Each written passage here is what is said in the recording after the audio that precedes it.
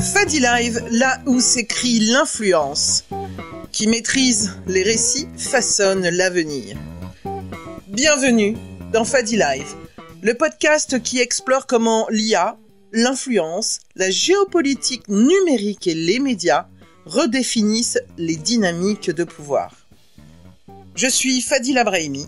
J'accompagne dirigeants et organisations à affirmer leur influence et à construire un leadership adapté aux enjeux numériques.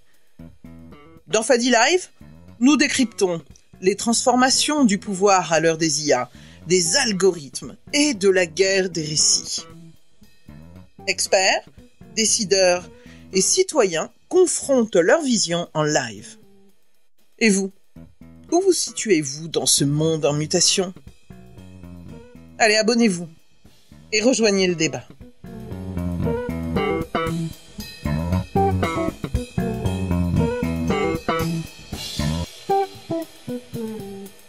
Ce soir, nous allons aborder un sujet qui touche en fait tout le monde, qui est la cybersécurité. Avec une actualité assez brûlante, depuis le début septembre, beaucoup d'entreprises ont subi des cyberattaques, donc avec des fuites de données comme Capgemini, Boulanger, Cultura, et puis aussi au début de semaine l'assurance maladie.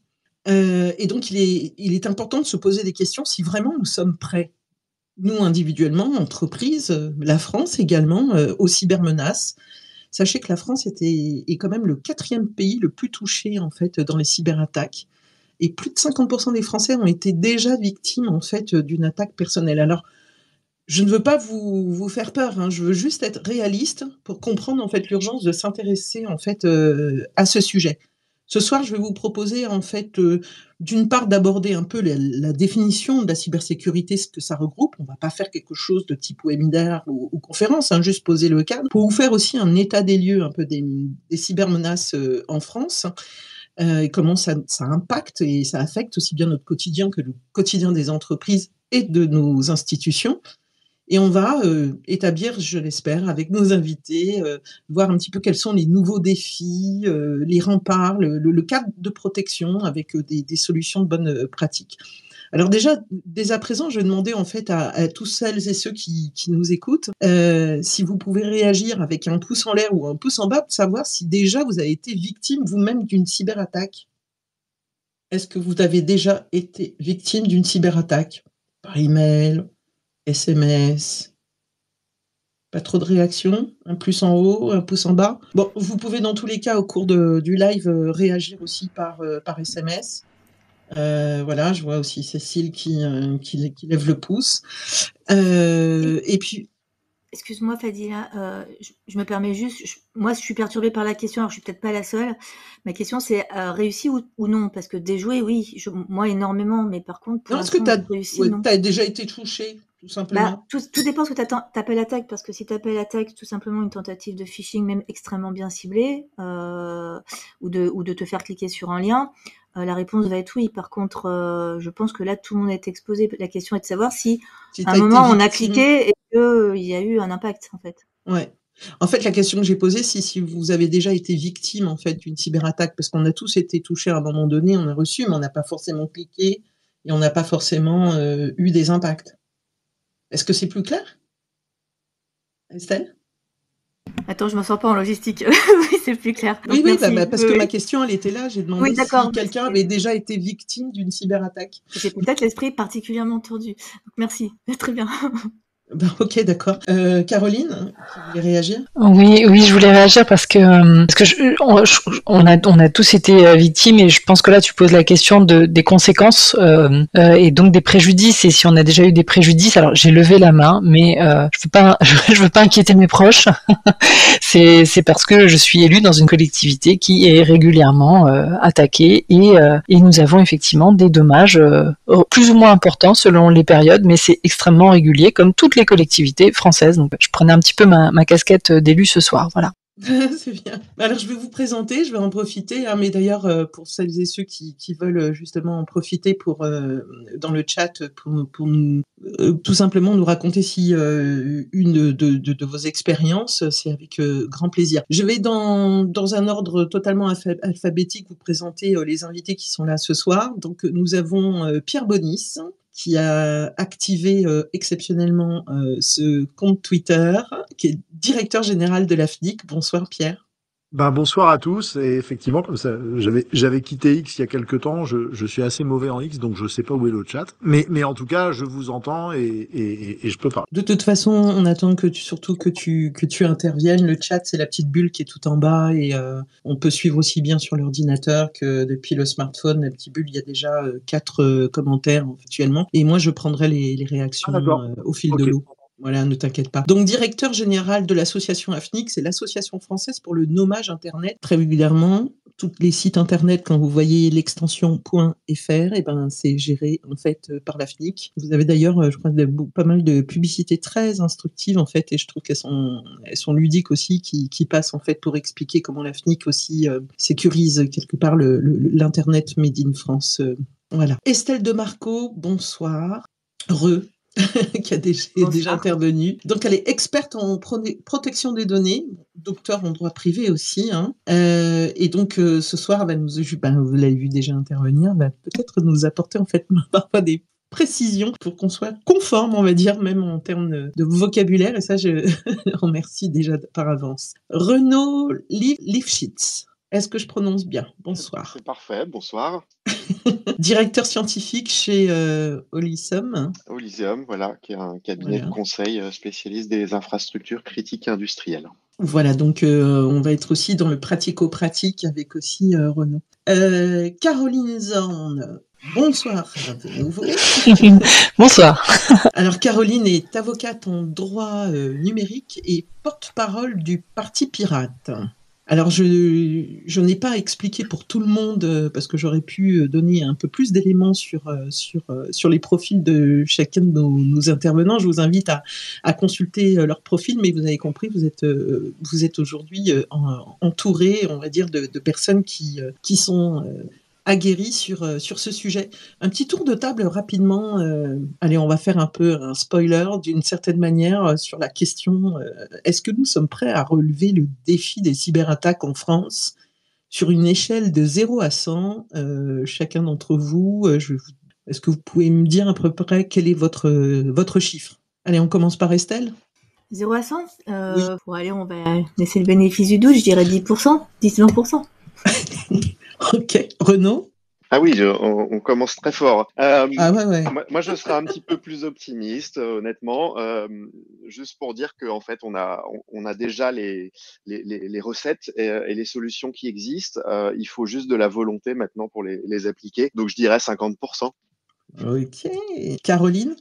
Je suis. J'ai dit que c'était un spoiler. Hein, je suis assez d'accord avec les deux intervenantes précédentes parce que j'estime environ effectivement 10-20% pour pas dire la même chose qu'Estelle, même si c'est souvent une bonne idée de dire la même chose qu'Estelle. Mais ouais, 10-20% de confiance avec l'urgence de se rendre compte que oui, la cybersécurité c'est cher, mais que c'est un investissement pour s'économiser bien d'autres montants par la suite, et ça c'est une idée qui a encore du mal à faire son chemin. Très très bien. Alors, et puis Pierre? Eh bien moi, alors c'est vrai que la question est très compliquée quand même, hein, mais c'est un peu les pieds dans le plat, hein, n'est-ce pas? J'aurais plutôt tendance à rejoindre Renaud. Je suis un peu plus optimiste, et encore une fois, ça dépend peut-être de si la question voulait dire est-ce que à quel pourcentage on est prêt pour repousser toutes les cyberattaques, je serais d'accord sur un 10-20%, et encore peut-être je trouverais ça un tout petit peu optimiste. Mais par contre, est-ce que nous sommes prêts à faire face aux cyberattaques? Je pense que le pourcentage est plus élevé. Il est plus élevé parce qu'il y a à la fois le fait de ne pas se faire attaquer, mais il y a aussi le fait d'être organisé pour diminuer les impacts des attaques, et ça, je pense que ça progresse aussi, les conséquences de ces attaques, et donc je dirais qu'on est un peu plus de 50% quand même. OK, d'un autre côté, en l'espace de 15 jours, on a eu à la fois des cas, pratiques où on a, donc découvert qu'il y a eu énormément de fuites de données et de l'autre côté, on a eu un bilan de l'ANSSI concernant les JO en disant que, on avait réussi en fait à comment dire, à maintenir en fait plus de 540, je crois, attaques. On va démarrer, aussi assez fort puisque je sais que, Renaud, est pédagogue. On pourrait, faire juste une petite séquence assez rapide de pédagogie pour expliquer finalement c'est quoi la cybersécurité pour qu'on puisse entendre, on va dire, sur le sujet Oui, oui, aussi. oui, oui, tout à fait. La cybersécurité, c'est la protection de l'information au sens très large. Donc l'information, elle est un peu partout aujourd'hui. Et généralement, on se base sur quatre piliers, quatre grands principes fondamentaux. On peut éventuellement en rajouter un cinquième pour des aspects juridiques. Ça pourra faire l'objet de discussions avec Estelle notamment. Mais grosso modo, on a la confidentialité des informations. Ça veut dire que simplement, je souhaite que les informations que je confie à des entreprises restent privées et ne soient pas divulguées à des tiers. Il y a le besoin d'authentification. Je souhaite pouvoir prouver que je suis bien la personne qui doit pouvoir accéder à des informations et à des services. Il y a le besoin en disponibilité. Je veux que mon information, elle soit disponible quand j'en ai besoin et qu'il n'y ait pas de panne, autrement dit, ou d'attaque. Et le besoin d'intégrité, le I, donc on peut s'en rappeler avec l'acronyme CADI.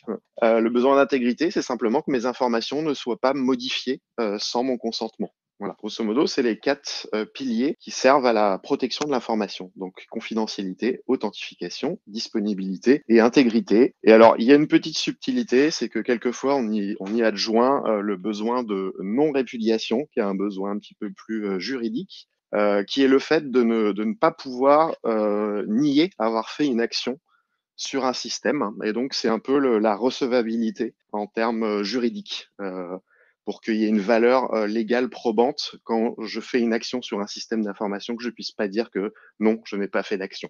Ouais, donc sécuriser un petit peu les réseaux. Je vais vous poser des questions à chacun, mais sentez-vous libre de lever la main si vous voulez rebondir ou compléter, parce que je veux pas non plus vous enfermer forcément dans vos spécialités. Mais je vais revenir peut-être, Estelle, comment on qualifie en fait, puisqu'on là on vient de voir un peu la cybersécurité, les différents types de cyberattaques.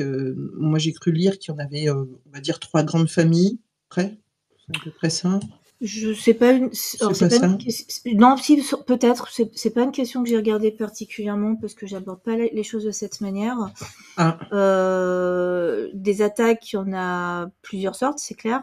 Tu as déjà, enfin, t'as des attaques qui sont envoyées de manière générique au plus grand nombre de personnes avec un certain taux de succès de quelques pourcents, mais qui suffisent et qui sont déjà très bien pour les attaquants, de type phishing par mail ou d'autres choses. Tu as les attaques, tu as des attaques de type toujours externe, mais qui là vont cibler particulièrement. Mais par contre, je pense que les experts techniques sont oui, voilà, plus compétents que moi, mais ouais, je peux déjà commencer puis ils compléteront éventuellement si tu veux. bien sûr. Tu as des attaques donc qui vont être plus ciblées, qui vont se faire par recherche d'informations, on dit OSINT, pour cibler une personne particulière, avoir sa confiance, et puis ensuite via elle réussir une attaque sur son poste ou celui de son entreprise. Et puis ces attaques-là peuvent être diverses et variées en fait. Alors moi j'ai pas la Par typologie. contre, Voilà. voilà, mais par contre, sans parler de typologie, je vais le reformuler, mais c'est aussi, on peut voir par contre les conséquences parce que, Mais ouais. étant donné que, voilà, tu es Et éventuellement, moi, spécialisé dans tout ce qui est data ouais, protection. éventuellement, ce que je pourrais ajouter, justement, pour peut-être compléter ce que Renaud a dit, c'est que, quelle que soit cette typologie d'attaque, effectivement, ce qu'on va chercher à protéger, donc ce sont certaines choses, tout dépend de l'analyse qu'on fait. Ça va être un système d'information, des données à caractère personnel dans le RGPD, une chaîne de production, peu importe. On va effectivement essayer en sécurisant le SI notamment, de rechercher à conserver effectivement notamment la confidentialité, l'intégrité, la disponibilité de l'information et puis de ces supports du système d'information en fait. Et pour cela, il y a des règles, des standards un état de l'art à suivre, qui commence par l'hygiène de la sécurité, des choses de base, du cloisonnement, du chiffrement fort, etc. Faire attention à ces pratiques. Et cette hygiène de la sécurité et puis tous les autres blocs par-dessus, normalement, sont à même. Ça rejoint d'ailleurs la toute première question où je pense qu'on avait tous raison. Enfin après, concrètement en pratique, j'en sais rien, mais sur les principes, c'est que tout cet état de l'art permet normalement de déjouer l'essentiel de ces menaces, quelle que soit leur typologie. Le problème, et on a tout ce qu'il nous faut. On va juste poursuivre juste sur la définition de base déjà pour comprendre. Bah déjà oui, je laisse les experts techniques alors. Ouais, voilà. En fait, là, je suis sur un site là, le Jeddah.co là où il y avait le bilan en fait, je crois des cyberattaques en France, le rapport 2024. Alors en France, on disait que les principales attaques c'était le phishing, les failles, sauf en défaut de configuration, arnaque au président, des tentatives aussi de connexion et acquisition des noms de domaine illégitimes. Ça, on va pouvoir le voir aussi avec Pierre qui va nous parler justement d'une attaque récente dans laquelle ils ont pu en fait intervenir. Est-ce qu'à ce niveau-là, donc je vais demander à Renaud, c'est à peu près ça les grandes attaques principales?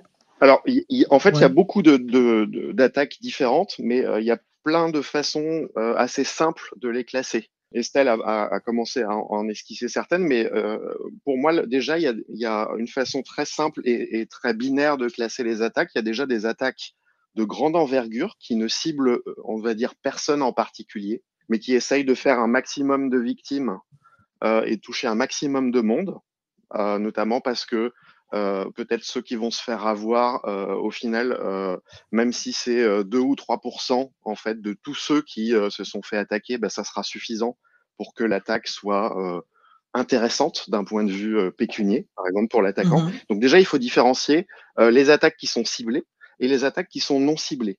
Non ciblé, c'est de la pêche au gros, en gros, et on essaye d'attaquer tous les systèmes vulnérables ou toutes les personnes qui sont exposées, et on va essayer d'avoir 3 ou 4% des gens qui se fassent piéger.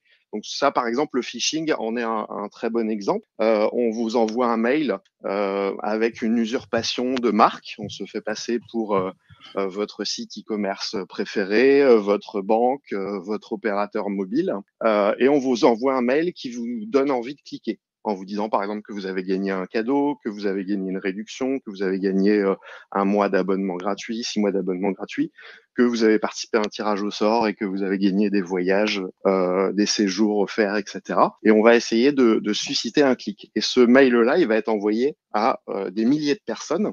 Et dès lors que, voilà, je disais, il y a 2-3% des gens qui cliquent et qui vont saisir leur information nominative et ou leur information bancaire ou de paiement, leur numéro de carte ou autre, bah, ça va être suffisant pour que l'attaque soit intéressante d'un point de vue pécunier. Voilà, il suffit de 1, 2, 3% pour que ça soit intéressant. Mais c'est pas vous qui êtes la cible principale, c'est vraiment de la pêche au gros, et ensuite on espère que quelques personnes vont se faire avoir. Et le phishing rentre dans cette catégorie là en particulier. À l'inverse, il y a des attaques qui vont être très ciblées. Quand on cherche à attaquer une entreprise et que, par exemple, on cible son président, puisque Estelle a parlé de l'arnaque au président, ben là, on va cibler nommément une personne en particulier, et on va, par exemple, essayer d'abuser sa confiance, typiquement en se faisant passer pour ce président et en sollicitant de manière pressante un collaborateur au service de la compta, en disant qu'on a besoin de faire un virement pour un nouveau client ou ce genre de choses, de manière à essayer voilà, d'abuser la confiance de l'entreprise ou des salariés de l'entreprise pour déclencher un virement, et en envoyant des données, des coordonnées bancaires, évidemment, qui sont pas celles d'un client, mais celles de l'attaquant, et donc récupérer de l'argent par ce biais-là. Et ce qu'on constate en fait de plus en plus, c'est que les attaques, dans leurs premières étapes, ne sont pas techniques. C'est des attaques, ce qu'on appelle d'ingénierie sociale, et ça consiste à tromper les utilisateurs et pas forcément directement à mener une attaque technique. Généralement, les premières étapes de l'attaque, c'est on récupère de l'information sur les cibles et on essaye d'abuser de leur confiance. Et éventuellement après, il y a une seconde étape plus technique d'attaque sur des cibles. Ouais. Alors après, c'est vrai que on ne peut pas rentrer, on va dire, dans la granularité parce qu'il y a, il y a des attaques en fait qui sont effectivement différentes déjà. Il y a plusieurs types d'attaques. Et puis après, il y a aussi les conséquences qui peuvent être aussi différentes, mais comme l'usurpation d'identité, les vols de données, la paralysie. Je dirais par exemple pour une entreprise avec ses impacts, mais vous allez pouvoir chacun d'entre vous cibler en fait un des éléments que vous connaissez et maîtrisez le plus. Mais dans tous les cas, le dernier chiffre que j'ai vu là, 43% des organisations ont subi au moins une cyberattaque réussie en 2023 et 30% des Français ont déjà perdu de l'argent suite à des cyberattaques. Donc les chiffres sont assez conséquents. Je vais passer la parole justement à Pierre parce qu'il n'y a pas très longtemps, vous avez avec la FNIC détourné notamment une des attaques. Alors c'est pour te donner la parole, hein, mais tu peux parler d'autre chose. Mais il y avait un site internet aussi, un faux site internet qui est-ce que tu le mets aussi là-dedans? Parce que tu me diras, hein, peut-être si je mélange les choses, mais il y avait un faux site internet qui avait usurpé un peu le nom de domaine du .gouv.fr en fait, et à la place du G, on avait un Q, et ce qui pouvait induire en fait en erreur en fait les citoyens. Je ne sais pas si tu es toujours là. Oui, Ouais, je Pierre. suis toujours Ouais. là. Comme ça fait partie des typologies, Bien on sûr. va dire, mais bien sûr. Peut-être je vais y revenir juste après, hein, mais précisément, moi, je voulais peut-être rebondir sur l'extrait que tu avais donné du rapport là, où je trouvais que c'était pas vraiment une catégorisation d'attaques, mais c'était une sorte de liste des moyens qui peuvent de temps en temps être utilisés pour les attaques et qui n'était pas tout à fait exhaustive. Et dedans, il y avait effectivement ce qu'on appelle nous le typo-squatting. C'est-à-dire effectivement utiliser des noms de domaine qui ressemblent comme deux gouttes d'eau à des noms de domaine qui sont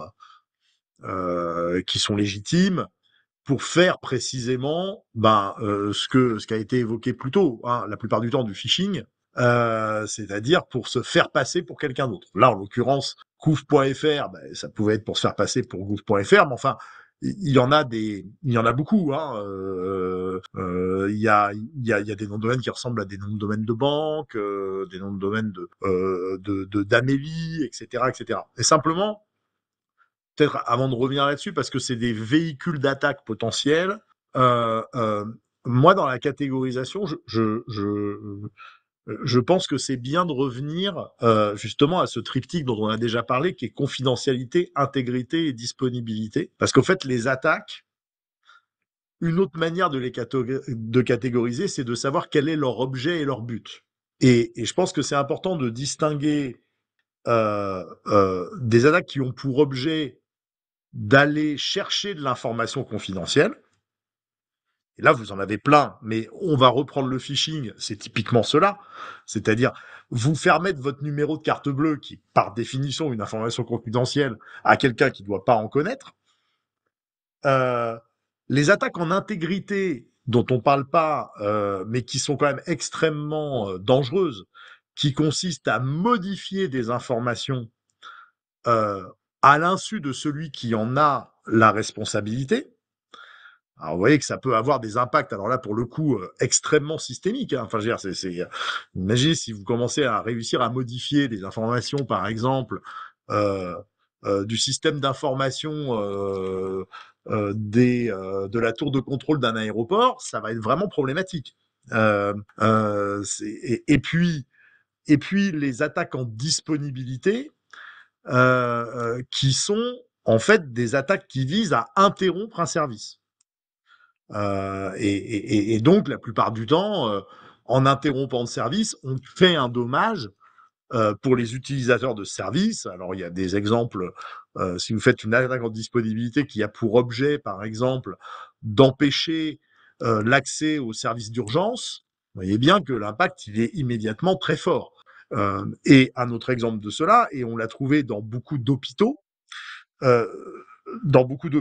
avez des attaques qui ont eu lieu, on va dire, en confidentialité, c'est-à-dire que il y a pu avoir des accès à des dossiers médicaux qui étaient confidentiels, mais essentiellement l'effet majeur de ces attaques et l'effet recherché, c'était une attaque en disponibilité, c'est-à-dire de bloquer le système de manière à ce que le service rendu par le système informatique ne puisse plus être rendu. D'où les images que vous voyez avec les gens qui ressortent les cahiers parce qu'ils peuvent plus se servir de leur ordinateur parce que le logiciel est bloqué. Voilà. Et donc, pour moi, c'est une bonne manière de catégoriser les attaques parce que après, finalement, des vecteurs d'attaque, vous en avez des centaines et des milliers. Et la plupart du temps, d'ailleurs, ces attaques sont combinées elles-mêmes. C'est-à-dire qu'on va faire une attaque en dispo.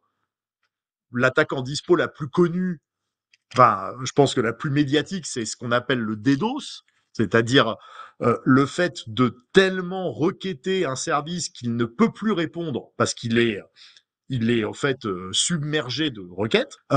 Très souvent, les DDoS, qui sont des attaques très brutales et très simples en disponibilité, cachent d'autres attaques qui, pendant ce temps-là, vont aller chercher en confidentialité ou en intégrité. Voilà. Mais juste pour revenir très rapidement sur couf.fr, couf.fr, c'est comme d'autres noms de domaine. C'est des noms de domaine qui peuvent être susceptibles de porter des attaques. On ne sait pas s'ils portent des attaques, ça pourrait être autre chose. Ça pourrait être par exemple un exercice. Peut-être que Renault avait décidé, pour un de ses cours de cybersécurité, d'enregistrer couf.fr pour voir quel pouvait être le type de menace. C'est pas forcément quelqu'un qui va faire du phishing. Mais, en tout cas, ces noms de domaine qui sont ressemblants apportent de la ressemblance supplémentaire pour ceux qui veulent les utiliser pour tromper les utilisateurs. Et je rappelle que c'est pas le seul moyen, puisque, en fait, quand vous cliquez sur un lien à partir de votre téléphone portable, malheureusement, du point de vue de l'AFNIC, il y a plein de gens qui regardent pas vraiment le nom de domaine. Donc, en fait, même s'il est pas ressemblant, ça peut marcher quand même. Voilà ce que je pouvais dire là-dessus. Et nous, comment est-ce qu'on l'a détourné, etc. Mais on l'a détourné de manière très simple. On l'a contré, si tant est que ça soit une cyberattaque, parce que moi, je ne valide pas le fait que ce soit sûr que c'est une cyberattaque. On l'a contré en intimant l'ordre au titulaire du nom de domaine de décliner son identité et de nous prouver qui il était, où il habitait, comment il s'appelait, etc., etc. Et en règle générale, c'est le théorème d'Arsène Lupin. Quand vous voulez vraiment faire quelque chose d'illégal, vous donnez pas votre vrai nom, donc vous êtes incapable de le justifier. Et donc après, nous, on a le droit de bloquer le nom de domaine parce que justement, on nous a pas donné les bonnes données. Donc c'est pas très technique, c'est pas de la contre-attaque cyber, mais ça permet de régler un certain nombre de problèmes sur les noms de domaine. Et puis vous pouvez le faire parce que c'était une extension .fr en plus, donc voilà. On a des impacts qui peuvent être importants parce que tout à l'heure vous l'avez cité, notamment sur le fait de mettre une entreprise, on va dire, en grande difficulté pour fonctionner. Les organisations, j'ai relevé en fait quelques chiffres que, a priori, pour le coût d'une PME, c'est autour de 97 000 €. Évidemment, on est sur des moyennes, mais de ce que ça peut coûter dans la totalité, mais aussi pour les particuliers, autour de 470 € à peu près par attaque. Alors, j'aimerais bien qu'on vienne, qu'on cible un petit peu ce qui s'est passé aussi dans l'actualité par rapport au vol de données. Et comme nous avons deux expertes juridiques avec nous, donc une avocate et une experte juridique, Caroline et Estelle, mais je vais demander d'abord à Caroline si elle souhaitait en fait réagir, voilà, par rapport à son expérience en fait de ce qu'elle perçoit, on va dire, sur l'impact notamment des cyberattaques. C'est un impact qui est majeur, mais tout ce qu'on vient de dire, toutes ces techniques qui ont été égrenées et qui sont, et ça fait du bien en fait techniquement d'avoir ces définitions sur ce qui arrive quasiment au quotidien, d'une manière ou d'une autre. Je pense qu'il faut avoir une vision très large en fait de la cybersécurité. Là, on est rentré dans la technique et c'était une bonne chose. Et je pense qu'il faut avoir à l'esprit le caractère large de la cybersécurité du fait de l'ampleur des attaques et de et de l'étendue en fait dans le temps. C'est-à-dire que la protection elle doit couvrir tout le cycle de vie des données. Et souvent on parle en fait d'une attaque à un instant T et on méconnaît les conséquences à long terme sur le transfert, l'archivage, sur alors il y a les coûts tout à fait immédiats hein, et directs, mais il y a aussi un coût qui a un long terme et d'un point de vue humain aussi parfois. Je vais parler d'un exemple. Moi, ça m'a frappé lorsque j'ai eu l'occasion de faire une petite tournée triste, mais une tournée des collectivités qui ont été en France attaquées. J'ai vu des gens qui étaient effondrés, des agentes et des agents qui étaient meurtris parce que ils ont passé plusieurs mois à ressortir des post-it, des Bristol, à fonctionner vraiment de manière qui est même plus dégradée en fait. Enfin, c'était très très compliqué pour eux. Ils ne comprenaient pas ce qui s'était passé, parce qu'ils n'avaient pas bénéficié d'une belle émission comme celle de ce soir. Donc ils ne comprenaient pas, ils se sentaient impuissants et face à un public qui l'était tout autant. Donc il y a aussi ce point de vue humain en fait à plus long terme qu'il faut pouvoir prendre en compte quand on parle de cybersécurité. Et donc c'est pour ça que je pense vraiment que l'approche elle doit être holistique. On a des enjeux qui sont économiques, juridiques, techniques, mais parfois diplomatiques aussi. Mais je crois vraiment que il y a j'en reviens toujours à ce que j'estime être la grande carence politique actuelle, c'est la méconnaissance de l'éducation populaire au numérique. Et je crois vraiment que face à que ça aussi, ça fait partie en fait, c'est un levier pour répondre aux attaques, aux cyberattaques. Et bon là, je parle beaucoup des collectivités, mais parce que je suis confrontée en fait on est confronté à des attaques en ce moment. Il y en a partout en France. Donc les titres sont plutôt et c'est vrai que l'actualité, tu l'as rappelé, l'actualité est terrible hein, depuis cette rentrée. Donc on a eu Boulanger Cultura, Truffaut, CGDIM Santé a été condamné par la CNIL. Alors on a tendance à penser que ce n'est pas une cyberattaque puisque ils ont été, c'est un éditeur de logiciels qui a été condamné, mais quand même. Ça a été une amende de 800 000 euros parce que c'était une sanction pour un traitement de données de santé à des fins commerciales sans autorisation. Donc ce n'est pas une infraction comme on pourrait y penser. N'empêche que c'est un détournement de la finalité du traitement et donc ça peut complètement entrer dans le champ de la cybersécurité. Et puis évidemment on a aussi des questions d'IA et enfin là c'est plus dans l'actualité un peu plus éloignée mais sur l'IA générative de Google qui est surveillée. Enfin on a énormément de choses et tous ces sujets s'entrechoquent sans que les utilisateurs finaux, les consommateurs, consommatrices, les agents des collectivités, les citoyens, citoyennes soient en fait au fait de ce qui se passe parce qu'on a raté un tournant et qu'on a, à mon avis, 30 ans de retard sur l'éducation au numérique. Voilà. Ouais, j'aime beaucoup en fait cette approche de dire en fait c'est une approche holistique, enfin et surtout systémique, de parler en fait de la cybersécurité tout à l'heure. On peut poser des définitions et c'est vrai sous l'angle technique parce que ça fait partie aussi des éléments puis qu'on retrouve en fait, hein, même quand vous lisez des bilans, on retrouve en fait ces termes-là pour comprendre d'où ça vient, quelles sont les voies d'accès évidemment, mais aussi de parler des impacts qui sont financiers et mais qui sont aussi psychologiques, le stress.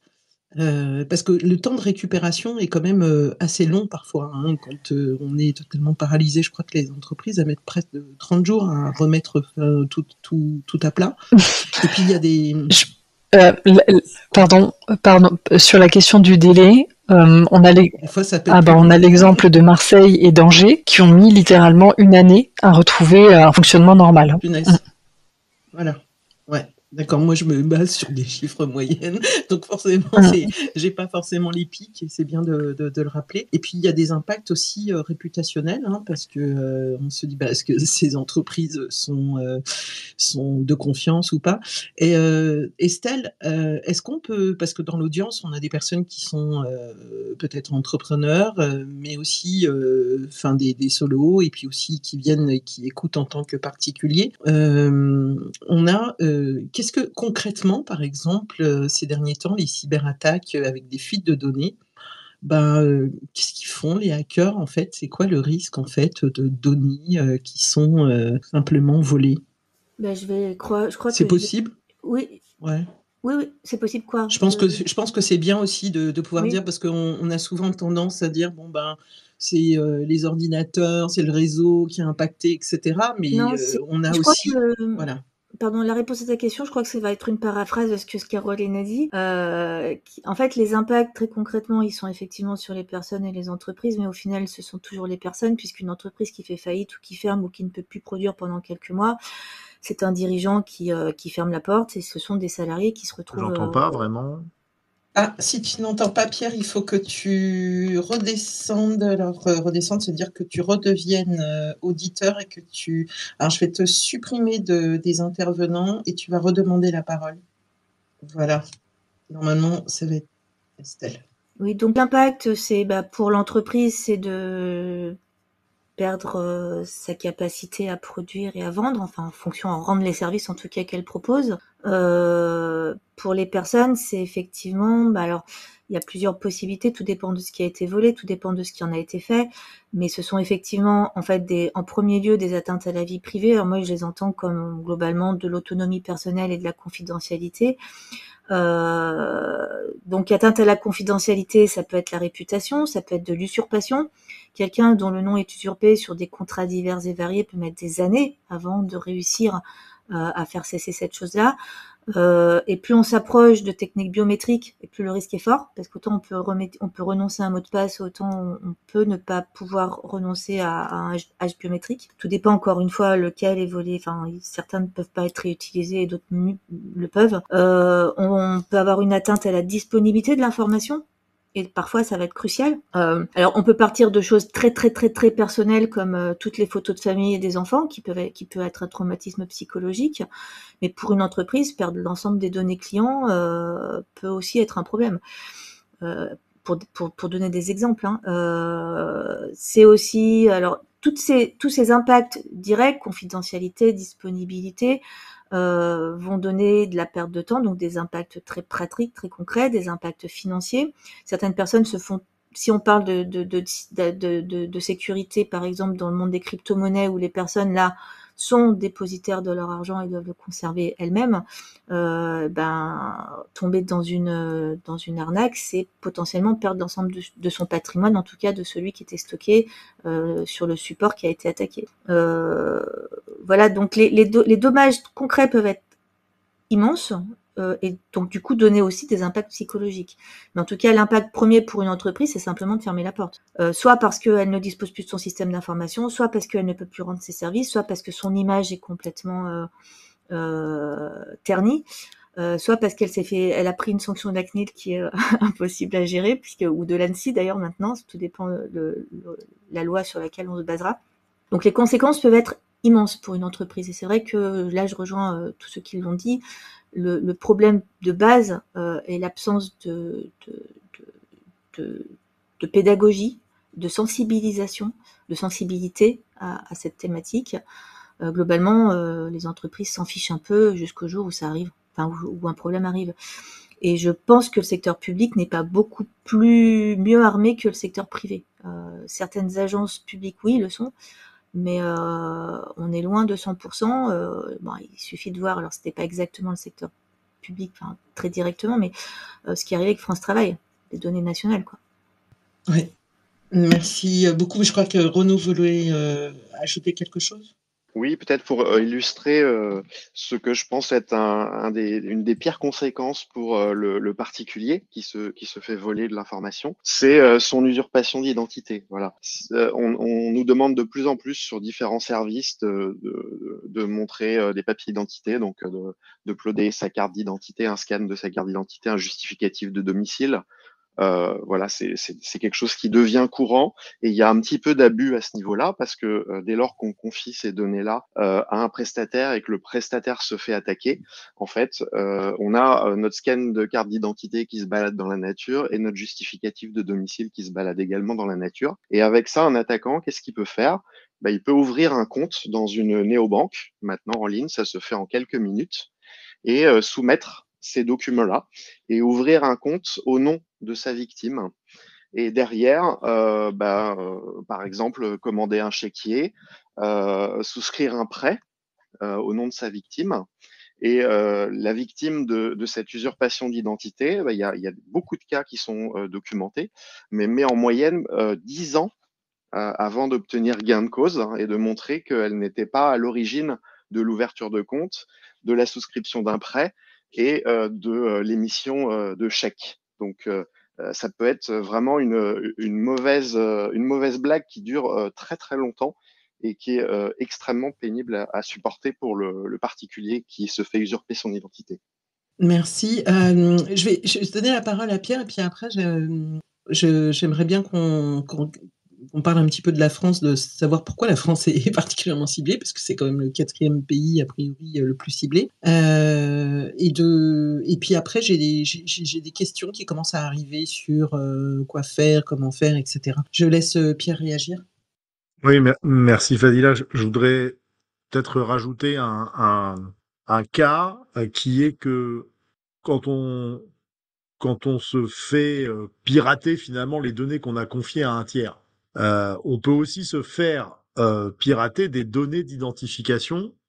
Et si le tiers n'est pas sérieux, ce qui arrive de temps en temps, on peut se faire pirater son mot de passe. Et donc, la conséquence immédiate, c'est que si on se fait pirater son mot de passe en clair, encore une fois, normalement, ça ne devrait pas être le cas, mais il y a quand même encore des tiers qui gèrent assez mal les mots de passe et son adresse mail, et que soi-même, on a le même mot de passe pour la plupart des services qu'on utilise. Bien, en fait, le premier vol de données va rendre possible tous les autres vols de données derrière. Et avec toutes les conséquences que ça peut avoir. Donc, je sais qu'on va passer après au conseil.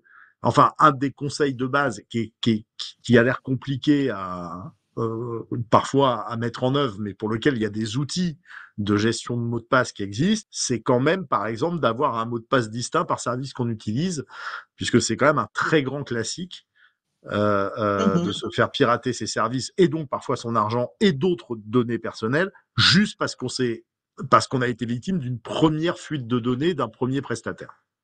Et là, par exemple, pour l'assurance maladie, le fait qu'il y ait des fuites de données, comment elles sont, vous savez comment c'est exploité après, ce type de données? L'un d'entre vous, non? Moi, je me doute de 2-3 trucs, mais je suis pas sûr à 100%. Je pense que ce que Renaud évoquait, par exemple, sur l'usurpation d'identité, si on peut retrouver dans certaines bases un nom, un prénom, une adresse mail et un numéro de sécurité sociale qui a quand même une particularité, le numéro de sécurité sociale, c'est que vous pouvez pas le changer. Parce que souvent, si vous êtes informé de votre prestataire qui vous dit j'ai été piraté, probablement il y a un risque pour vous, pensez à changer votre mot de passe, vous changez votre mot de passe, mais personne ne va jamais vous dire pensez à changer votre numéro de sécu, c'est pas possible. Donc là il y a des sujets de possible usurpation d'identité future, ou alors de piratage d'autres services. Je pense qu'il y a plein d'autres choses possibles, mais en tout cas, ça, c'est sûr que le numéro de sécu, c'est un numéro d'identifiant en France qui est très utilisé dans beaucoup de cas et qui a cette particularité de ne pas pouvoir être changé. Oui. Alors, je rappelle juste un petit réflexe pour ceux et celles qui viennent de nous rejoindre, que nous sommes en compagnie de Pierre Bonif, qui est directeur général de l'AFNIC, qui est l'association française pour le nommage d'Internet, coprésident aussi du comité d'organisation du Forum mondial de la gouvernance.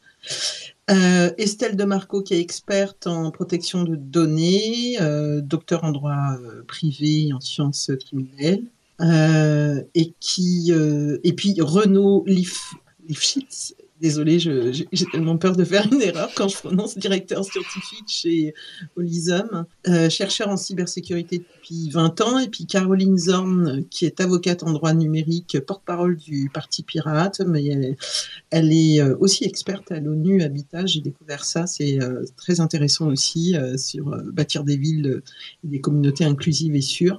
Vous pouvez réagir et puis vous allez pouvoir aussi demander la parole aussi pour poser des questions.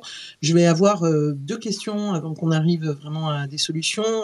La première, c'est pourquoi la France est particulièrement ciblée pour vous? Et si vous voulez réagir à l'actualité aujourd'hui, là, notamment, enfin, qui date de peu de temps, il y a 1 heure au Liban, parce qu'on voit bien aussi que quand on parle de cybersécurité, on peut aussi parler aussi de la dimension politique. Elle nous rappelait tout à l'heure, Caroline, cette dimension aussi systémique. Et puis aussi le fait que c'est à la fois croissant et que ça évolue parce qu'il y a aujourd'hui l'utilisation aussi des IA qui amplifie en fait aussi le phénomène. Qu'est-ce qui veut réagir par rapport à la France? Pourquoi 4e pays? Je vois Renaud qui lève la main.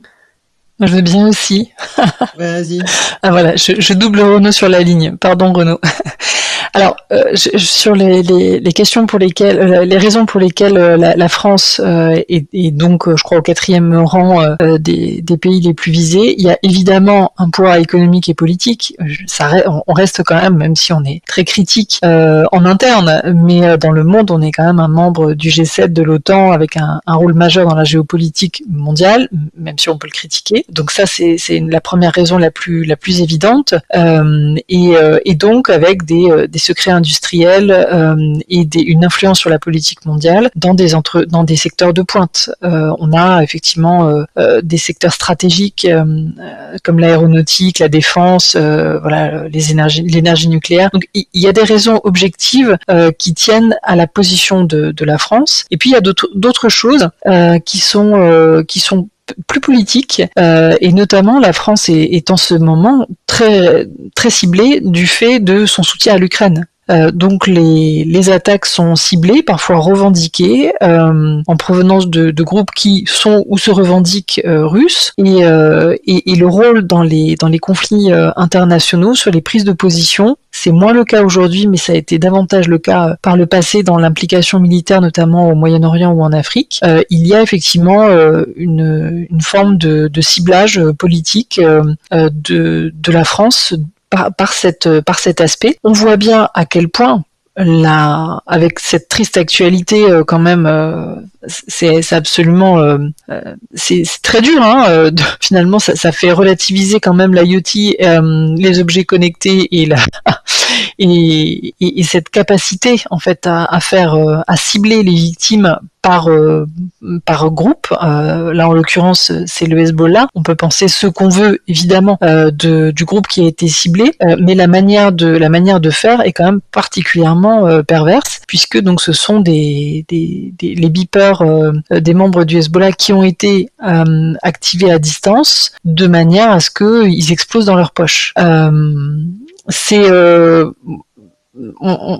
quelque chose qui est préoccupant, évidemment, dans cette manière de faire là. On a eu plusieurs cas par le passé d'attaques, d'espionnage ou de cibles des smartphones et jusqu'au Parlement européen. Voilà. Et là, il y a eu l'année dernière, de ce que l'on sait, un appel du chef du Hezbollah à ne plus utiliser les portables parce qu'ils étaient traçables. Et donc, la conséquence, ça a été que, en tout cas, la conséquence, a été ce dont on dispose actuellement est assez parcellaire comme information, mais ce qui est validé en tout cas à ce stade par les personnes autorisées, c'est que le groupe aurait été ciblé à travers des livraisons qui auraient été interceptées, et donc on sait aujourd'hui que c'est une forme de cyberattaque qu'on n'a pas développée au début de notre propos, parce que c'est assez inédit comme manière de faire, quoi. Ça, c'est vrai, c'est particulièrement inédit. C'est la première fois, en fait, que je vois ça, mais en plus, ça a été fait certainement à distance, et puis sur plusieurs beepers en même temps. Renaud, qui avait levé la main.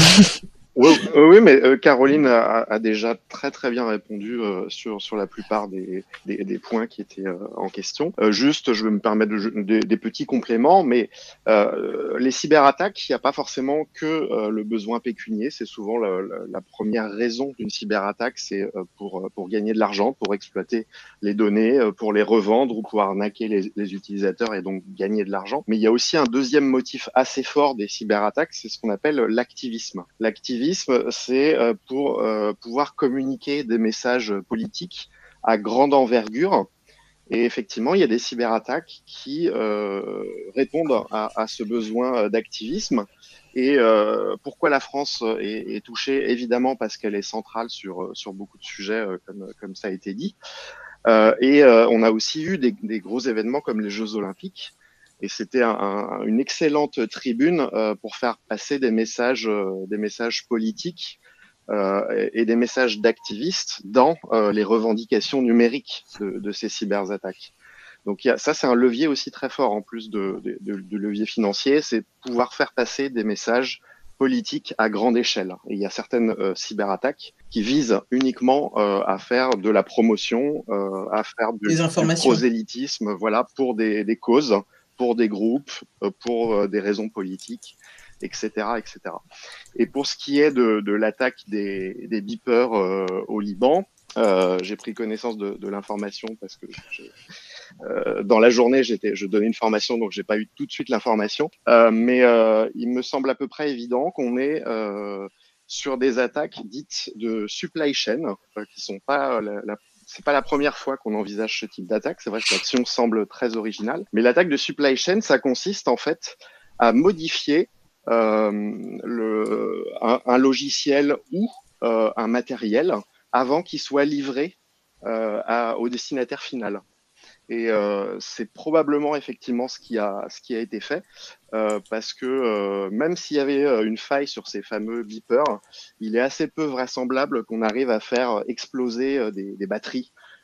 Classiquement, au pire, on pourrait faire, on va dire, surchauffer ces beepers et provoquer des petits incendies ou des fumerolles, mais très très probablement en fait ces beepers ont été trafiqués pour y inclure de l'explosif avant qu'il soit livré en fait au Hezbollah. Donc avant livraison. Voilà. Et ensuite, ça a été simplement d'envoyer un message à ces beepers pour déclencher les explosions parce qu'elles ont lieu quasiment simultanément. Donc c'était quelque chose qui était ça va rentrer dans la rubrique des nouvelles menaces en fait. Des nouveaux défis. Voilà, mais le principe de l'attaque, les attaques par supply chain, c'est pas totalement récent et ça consiste à empoisonner justement un composant d'un logiciel de manière à ce qu'ensuite tous les utilisateurs de ce logiciel soient empoisonnés. Par exemple, on le trouve aussi dans d'autres contextes que de la modification physique de dispositifs comme là c'est le cas, probablement. Merci, Pierre. Oui, peut-être un complément sur le rang de la France et plus globalement, en fait, sur l'augmentation des cyberattaques. Alors, très probablement, les cyberattaques augmentent en nombre, en volume. Mais il faut quand même aussi garder à l'esprit que on est quand même depuis quelques années dans un régime, en France comme en Europe, hein, au sens large d'ailleurs, mais dans un régime de déclaration des cyberattaques.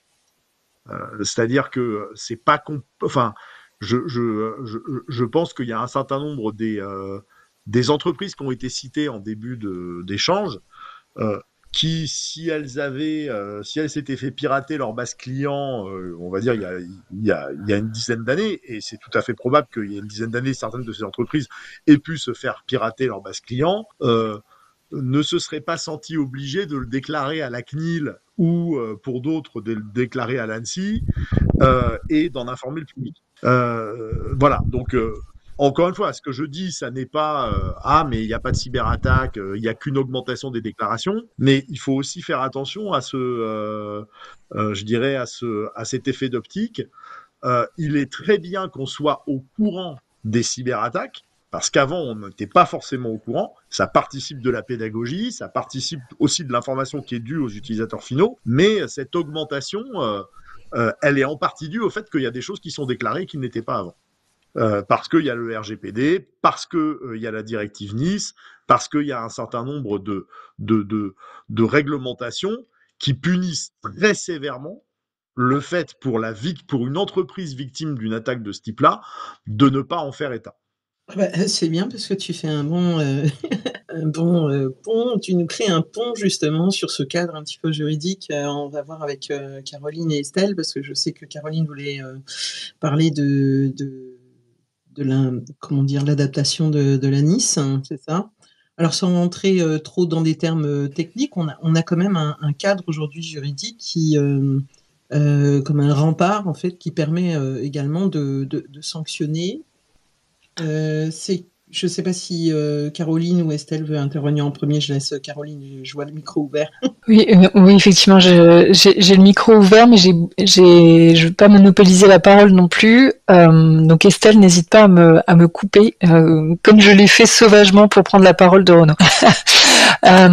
Effectivement, la directive Nice 2. Moi, je suis assez inquiète. Donc, Nice pour Network and Information Security, il me semble. On avait Nice 1 et maintenant on a Nice 2. Alors, Nice 1 avait pour particularité de viser des systèmes d'information et des entités. Et il y a une évolution très intéressante puisque Nice 2 aujourd'hui a pris en compte le fait que on peut protéger si bien qu'on veut un système d'information d'une entité, il faut impérativement pouvoir protéger l'ensemble, et donc on en revient à cette vision holistique qu'on évoquait tout à l'heure.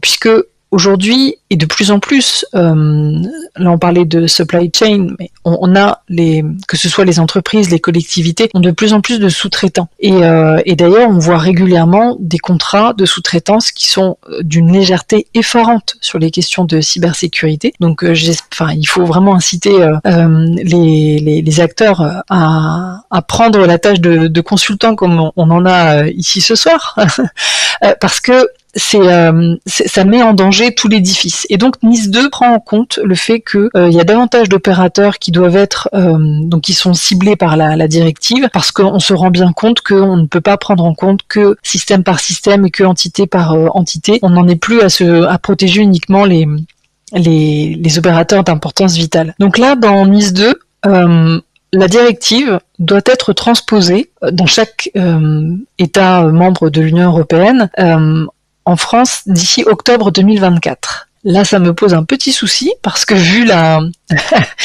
le paysage politique actuel et l'absence de gouvernement à ce jour, je ne sais pas comment on va parvenir à établir cette transposition. On a déjà quand même un projet de transposition qui a fuité, et donc au printemps dernier, on a pu voir quelles étaient les propositions de l'ANSSI pour définir le cadre. On pourrait y revenir, mais en tout cas, il faut impérativement qu'on avance sur cette question, parce que tant qu'on n'a pas une loi française qui transpose la directive européenne, on n'a pas ce calage aussi, ce calendrier qui est hyper important pour toutes les entités. Il faut savoir à quelle période on est redevable de quelle obligation pour pouvoir dégager des budgets, parce que ça coûte cher. Et je le disais tout au début, il faut qu'on investisse en fait dans la cybersécurité. C'est pas une dépense, c'est un investissement. Et donc il faut savoir comment est-ce qu'on le fait, à quelle période. Pour les collectivités, visiblement, en tout cas l'ANSSI propose un seuil de 30 000 habitants. Et pour les métropoles, ça sera d'office. Donc ça veut dire que c'est des plans, probablement des plans pluriannuels d'investissement qui doivent être décidés. Et pour les entreprises, c'est pareil. On débloque pas de la trésor comme ça. Donc ça veut dire qu'il faut qu'on ait au plus tôt la loi qui transpose la directive Nice 2 pour qu'on puisse avoir un calendrier et qu'on travaille, qu'on se mette au travail. Donc il suffit pas d'avoir des déclarations d'intention comme on en entend régulièrement sur oui, la cybersécurité c'est très très important, hein. Oui, mais c'est tellement important que là il va falloir qu'on ait une loi. Là, on parle pas d'un règlement. C'est pas comme le règlement général sur la protection des données, le RGPD, qui est applicable directement en droit interne, même si on a de toute manière une loi qui a défini des particularités françaises. Là, c'est une directive, donc on a d'autant plus besoin d'une loi et il faut qu'elle arrive vite. Je sais pas, Estelle, si tu veux compléter. Il faut que je trouve les connecteurs. Non, écoute, je crois que tu as très bien répondu. La question de départ, c'était, je crois que je l'ai perdu, c'était ce qu'on risque, oui. Mais pour continuer sur ton fil, alors absolument, dans l'état actuel, il est compliqué de voir comment ça va être appliqué à bref délai, mais j'ai envie de dire que ce que prévoit Nice et Nice 2, même si ces textes sont rigoureux, ils vont jusque dans les détails à bon escient, pour justement permettre aux entités d'assurer une sécurité tant de manière défensive, offensive, en gouvernance. Ça reste de l'état de l'art de la sécurité. Ça reste de l'ISO 27000, 27K. Ça reste de la sécurité dont et d'ailleurs je pense qu'on y reviendra quand on parle des conseils, dont les principes de base sont très simples et peuvent être acquis par n'importe qui. Et évidemment, au niveau d'une entreprise, ça va être beaucoup plus détaillé, organisé, parce que aussi une entité, surtout quand elle gère des services essentiels, est plus complexe tout simplement. Mais qu'au final, attendre un calendrier, comme pour le RGPD, attendre que la CNIL nous gronde, c'est aussi, encore une fois, une absence de sensibilisation sur le caractère indispensable d'être sécurisé, en particulier pour les entreprises, en particulier pour les entreprises importantes ou essentielles, et que en fait, on ne devrait même pas. Alors Caroline pose très bien la question, puisque c'est la question que tous les acteurs se posent, mais j'ai envie de dire que les acteurs ne devraient pas se poser la question et commencer d'ores et déjà à investir sur une base de sécurité, quitte à ensuite être sur la bonne route, la rendre de plus en plus forte. Voilà. Alors après, en termes de sanctions, au niveau de Nice 2, il faudra voir in fine la transposition.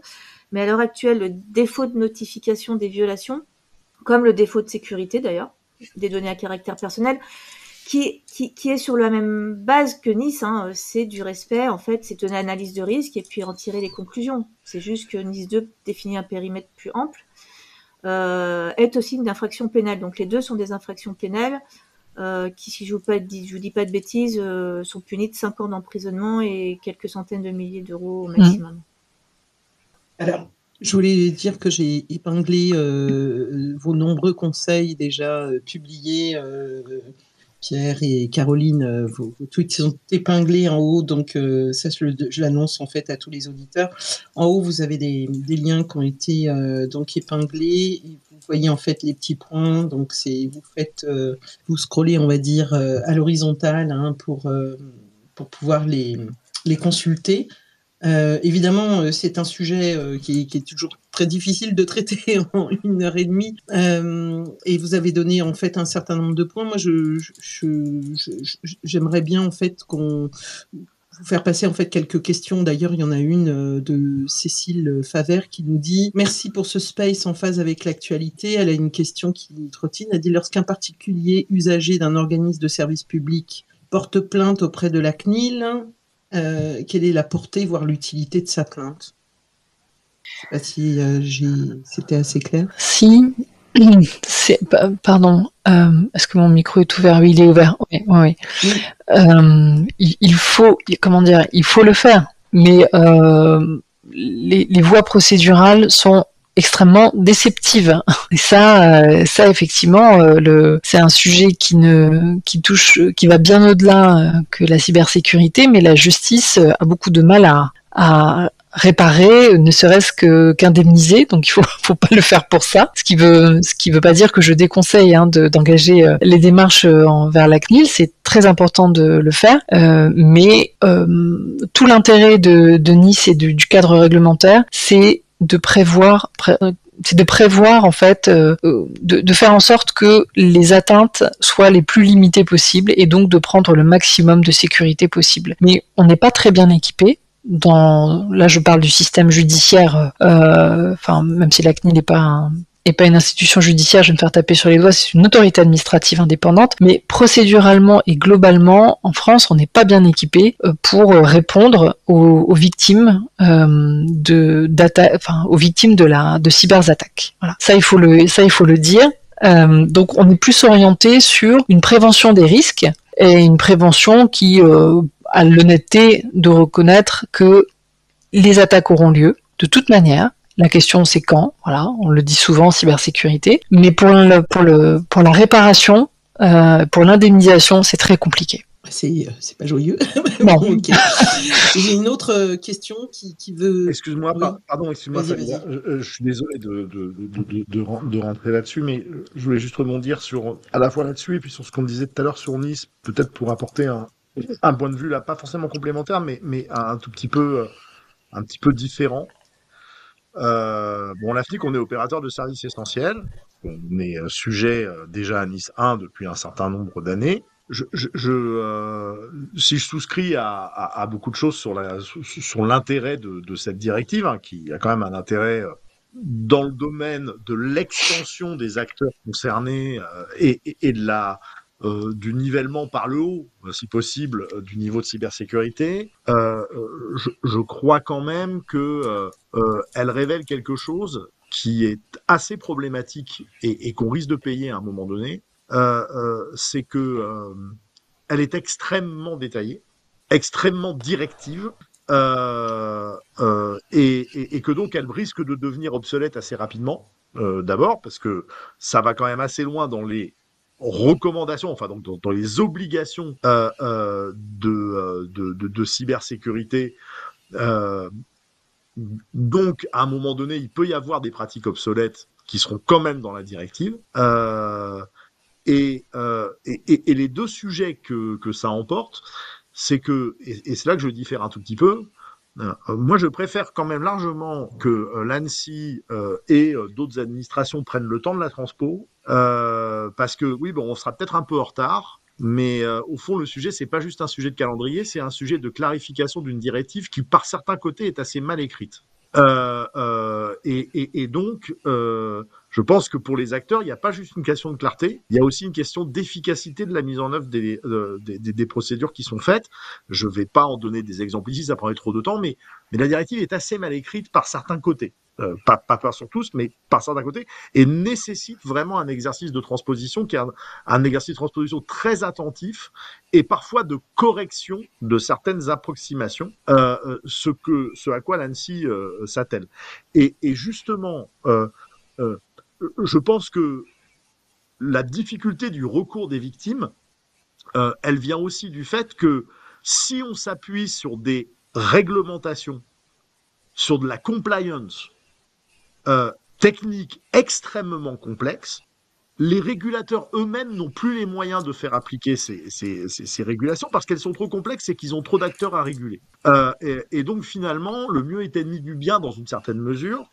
Et je rappelle quand même que une victime de cyberattaque, si elle est victime et que son statut de victime peut être prouvé par de la négligence du prestataire auquel elle avait recours, peu importe qui est Nice 2 ou qui est le RGPD, peu importe qui est la CNIL ou qui est l'ANSSI. Je veux dire, quand on subit un dommage dont on peut prouver qu'il est dû à la négligence d'un prestat, on peut l'attaquer en justice, quelle que soit la réglementation qu'il y a derrière. Et ça, je pense qu'il faut le rappeler aussi, parce que finalement, in fine, ça peut être au juge aussi de considérer que ce dommage, s'il est prouvé, vient d'une négligence, et cette négligence vient du fait que l'entreprise, par exemple, n'a pas respecté les bonnes pratiques. Mais on n'est pas obligé d'aller prendre toute la directive Nice 2 ou tout le RGPD ligne à ligne et de voir sur quel petit truc l'entreprise n'a pas exactement fait ce qu'elle avait compris qu'il fallait qu'elle fasse. Et je pense qu'aujourd'hui, on a un vrai sujet là-dessus, c'est-à-dire qu'on est en train de passer, et je termine là-dessus, d'un régime finalement où on essaye de faire monter en compétences de cybersécurité un maximum d'acteurs à un régime prudentiel où finalement on va tout faire pour se protéger juridiquement en tant qu'entreprise sans véritablement mettre le paquet sur la vraie lutte contre les cyberattaques. Voilà. Et donc, je suis assez prudent quand même sur l'approche consistant à dire qu'il faudrait que tout le monde ait mis en œuvre Nice en 2 temps 3 mouvements et que si les gens sont pas préparés, c'est parce qu'ils savent pas ce que c'est que la cyber. Je pense que c'est plus complexe que ça et que le législateur européen, c'est pas le meilleur expert de la cybersécurité. Est-ce que je peux... Vas-y rapidement, Caroline. Ouais, je vais essayer. 2 autres questions, c'est pour ça. Ouais, je vais essayer. Je vais être rapide. Sur la question de calendrier, Pour moi, l'ANSSI, de ce qui a fuité, a déjà fait le taf et le fait bien. Nous, on a besoin d'une loi. En fait, on a besoin d'une loi parce que sinon la compta ne suivra pas. Et la compta publique, c'est des plans d'investissement sur des années. Et donc, qu'il s'agisse des collectivités ou qu'il s'agisse des établissements de santé, ou enfin, on a absolument besoin de planifier en fait ces dépenses si on veut qu'elles soient importantes. Et vu l'ampleur du phénomène, ce sera des dépenses importantes. Pour les procédures judiciaires, pour être parfaitement clair, la CNIL n'octroie pas de dommages et intérêts. Donc, en effet, la CNIL va donner des sanctions à la suite d'enquêtes, et c'est dans sa fonction d'autorité administrative indépendante qu'elle va infliger des sanctions qui peuvent aller jusqu'à des millions d'euros. On l'a vu récemment avec Google. Si on veut être indemnisé, il faut donc, et c'est ce que Pierre dit, il faut aller devant un juge. Donc ce sont des infractions, c'est du droit pénal, ce sont des infractions, défaut de sécurisation des données à caractère personnel, et ou l'intrusion dans un système de traitement automatisé de données, même si elles ne sont pas personnelles.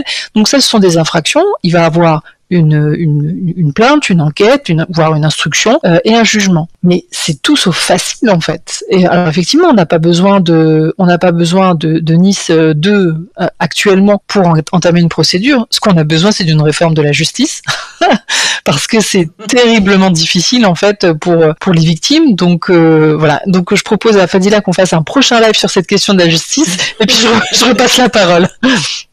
Surtout qu'on en a parlé aujourd'hui un peu de la justice, mais bon, c'est sur un autre point. Ok. 2 questions de Marek. Est-ce qu'une entreprise qui se fait pirater par ransomware, est-ce qu'elle est dans l'obligation de prévenir la CNIL? Qui veut répondre? Oui. Qui peut? Oui. D'accord. La réponse est oui. Voilà. Et autre question, en tant que collectivité, quel est l'interlocuteur en cas de piratage? L'ANSSI et la CNIL qui doit être notifiée. Ok, merci. Vous avez tous évoqué l'hygiène numérique. J'aimerais bien qu'on arrive un peu à une floraison. Alors évidemment, ça sera, on va dire, peut-être pas, ça sera exhaustif évidemment, mais j'aimerais bien que vous puissiez intervenir en fait là-dessus. Et puis s'il y a des personnes qui veulent poser des questions, qui n'hésitent pas à lever la main. Et pour info, on a Elon Musk qui est en live et qui est en train d'aspirer beaucoup de monde. Mais bon, nous restons focus sur notre sujet. Qu'est-ce qui veut commencer? Je vois que Estelle n'est plus dans les intervenants. Je ne sais pas si c'est parce qu'elle a un empêchement, un problème technique. Je la réinvite au cas où. En hygiène, allez, on va commencer par Renaud. Ça fait un petit moment qu'on n'a pas entendu sa voix. Qu'est-ce qu'il entend par hygiène numérique? Maintenant qu'on a parlé technique, qu'on a parlé juridique, qu'on a parlé des impacts un peu, on n'a pas tout cité. La cybersécurité, c'est avant tout des bonnes pratiques au quotidien et des petits gestes au quotidien. En fait, il n'y a pas besoin d'être un expert et d'utiliser des techniques très sophistiquées ou d'acheter des logiciels ou du matériel très coûteux. Non, l'hygiène numérique, c'est vraiment le principe. C'est comme l'hygiène corporelle, c'est des petits gestes au quotidien pour garder une attitude saine.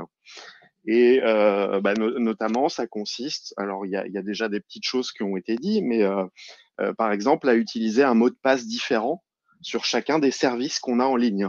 Comme ça, si un service se fait pirater, les attaquants vont pas pouvoir utiliser mon mot de passe sur un autre service. Donc déjà, je me permets de te couper justement là-dessus. Moi, je sais que j'ai un mot de passe différent parce que j'ai appris à créer, on va dire, des mots de passe sous forme de formules, etc. et tout. Mais il y a des personnes qui utilisent des logiciels délibérément, tu sais, des logiciels pour gérer des mots de passe. Tu conseilles alors, ça? j'allais y venir. Effectivement, ça super. peut être très contraignant de dire il faut un mot de passe différent. Et en plus, il faut s'en rappeler. C'est juste pas possible. Enfin, pour quelqu'un, pour moi, typiquement, qui est un professionnel de l'informatique, je suis inscrit sur plus de 900 sites, et donc retenir 900 mots de passe différents, c'est hors de question. Donc, la bonne recommandation, après, pour pas s'embêter à retenir des mots de passe et à les générer aussi, parce que c'est assez pénible de les générer pour qu'ils soient suffisamment complexes, qu'ils aient une majuscule, une minuscule, un chiffre, un caractère de ponctuation, etc. La bonne pratique, c'est d'utiliser des gestionnaires de mots de passe. Effectivement, comme tu le dis, des gestionnaires de mots de passe, comme par exemple KeePass, qui est un logiciel qui est gratuit, qui existe sur toutes les plateformes, Windows, Linux, Mac et même sur téléphone, permet en fait à chaque fois que tu crées un compte sur un site, de générer un mot de passe aléatoire. Donc tu le vois même pas parce qu'il est derrière les étoiles, donc à aucun moment même tu en as pris connaissance. Et tu as juste à faire un copier-coller vers le site. Donc c'est très rapide, tu n'as rien à saisir. Et le gros intérêt, voilà, c'est que les mots de passe vont être du coup suffisamment complexes, tous différents, et tu n'auras jamais du coup à le saisir. Donc c'est vraiment, ça allie la sécurité et la simplicité. Voilà. C'est beaucoup plus pratique que d'avoir à le saisir manuellement. Ça va plus vite et tu n'as pas la contrainte d'avoir à le retenir. Donc ça, voilà, c'est des petits gestes, c'est des choses qui sont gratuites, c'est des choses qui sont aussi utiles et qui peuvent simplifier la vie tout en sécurisant les différents accès numériques en ligne, effectivement. Ok, bah ça c'est Alors, super, c'est déjà un très bon. Je sais qu'on peut en donner plein. J'ai posté une petite voulais... ressource là-dessus sur l'hygiène numérique. Oui. On parlait de l'ANSSI, il y a l'ANSSI qui a un guide Elle est où? Elle est excellent. où? Je l'ai mis en utilisant la fonction de partage dans le fil. Partage dans la bulle, d'accord. Voilà, il y a le guide d'hygiène numérique de l'ANSSI qui est très bien, qui existe en français et en anglais, qui donne 42 règles d'hygiène numérique. C'est relativement simple à comprendre, c'est pas fait pour des experts en informatique. C'est plutôt dans le monde de l'entreprise, mais c'est applicable aussi à la maison. Ok, ben merci. Moi, effectivement, j'ai noté déjà ça. Je suis en train de chercher en fait ce que tu as publié. Je vais voir, j'ai pas pour pouvoir en fait l'épingler. Je sais que Pierre, Estelle et Caroline ont plein d'astuces. Je vais vous laisser réagir et puis ensuite on donnera la parole à. Il y a Lola qui voulait parler et Lucas. Alors c'était qui en premier? J'ai pas vu qui avait levé la main. Si c'était Pierre ou Estelle. C'était Caroline, en tout cas, de ce que je vois, mais parce que je vois pas. Ah, d'accord. Estelle. Ah, pardon, j'ai oublié de rebaisser la main. Ah, ok. Bah, Estelle, qui est partie, qui est revenue. Oui, je sais pas ce qui s'est passé. Vous m'entendez correctement là? Oui, oui. Non, mais après, peu importe l'ordre de passage, puis je pense que je vais rien dire de différent de mes confrères et consorts. Mais c'est vrai que l'hygiène numérique de base, elle est très simple à acquérir. Ce sont des petites choses comme effectivement faire vraiment attention aux mots de passe, avoir des mots de passe forts, différents pour chaque site. Moi, je me méfie bien choisir son gestionnaire de mots de passe quand même, parce que c'est aussi associé à des risques. Certains gestionnaires de mots de passe se sont fait pirater.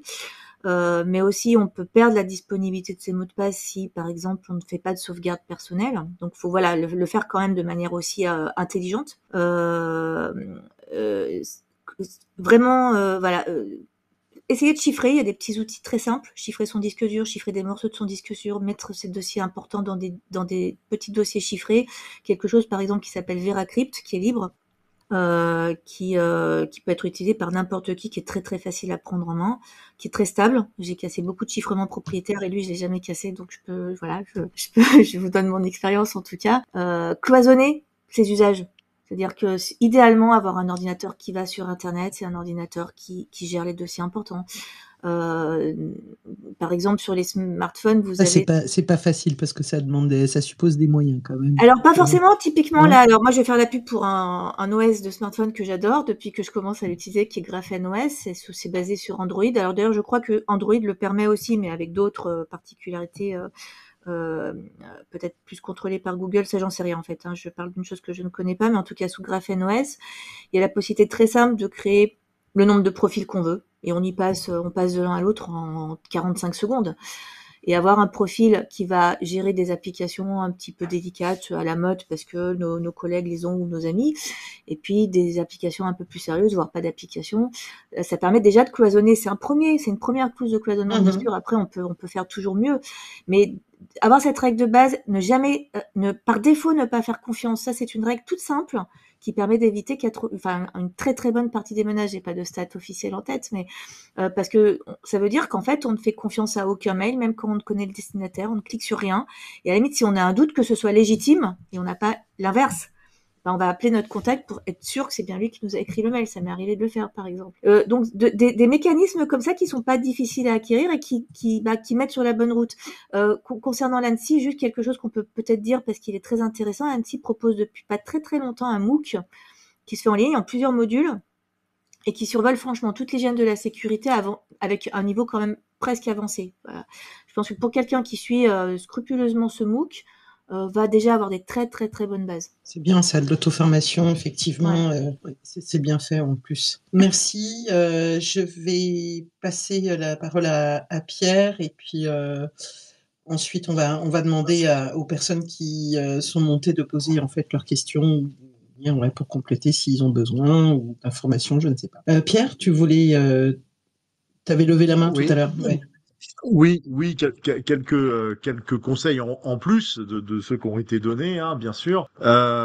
Et là, je vais me concentrer sur l'utilisateur final, parce que au fond, même si les principes d'hygiène de sécurité sont assez universels, ils se déploient pas de la même manière nécessairement, par exemple, dans une collectivité ou dans une entreprise, ou pour un utilisateur final, pour la bonne raison que dans une collectivité et une entreprise, euh, euh, vous avez plein de choses en commun avec plein de choses qui accèdent aux mêmes choses. Plein de gens qui accèdent aux mêmes choses. Donc vous avez besoin d'un niveau d'abstraction, je dirais, de mise en place qui n'est pas pareil que pour l'utilisateur final. Alors pour l'utilisateur final, au-delà des très bons conseils qui ont déjà été donnés, moi j'en rajouterai deux. Le premier, pour reprendre ce que disait Estelle et pour pousser un peu plus loin, c'est que quand on a une demande non sollicitée, évidemment, je parle pas du SMS que vous recevez avec le code de vérification parce que c'est de la double autente et c'est une pratique de cybersécurité là pour le coup que vous devez rentrer pour pouvoir payer par carte bleue. Mais quand vous avez un SMS qui vous arrive ou un mail qui vous arrive alors que vous ne vous y attendez pas et qui porte sur un service que vous connaissez déjà, par exemple Amélie. Ou les impôts ou votre banque, la meilleure manière de faire, c'est au fait de vous connecter vous-même à votre espace avec votre mot de passe et de ne jamais cliquer sur le lien. C'est typiquement, excuse-moi, la banque, Oui. l'assurance maladie, etc. Parce que généralement, ils n'envoient pas de lien. Or, on reçoit par exemple des faux SMS ou des emails nous disant de se connecter là, alors qu'en fait, il faudrait aller en fait directement sur le compte pour consulter. Voilà.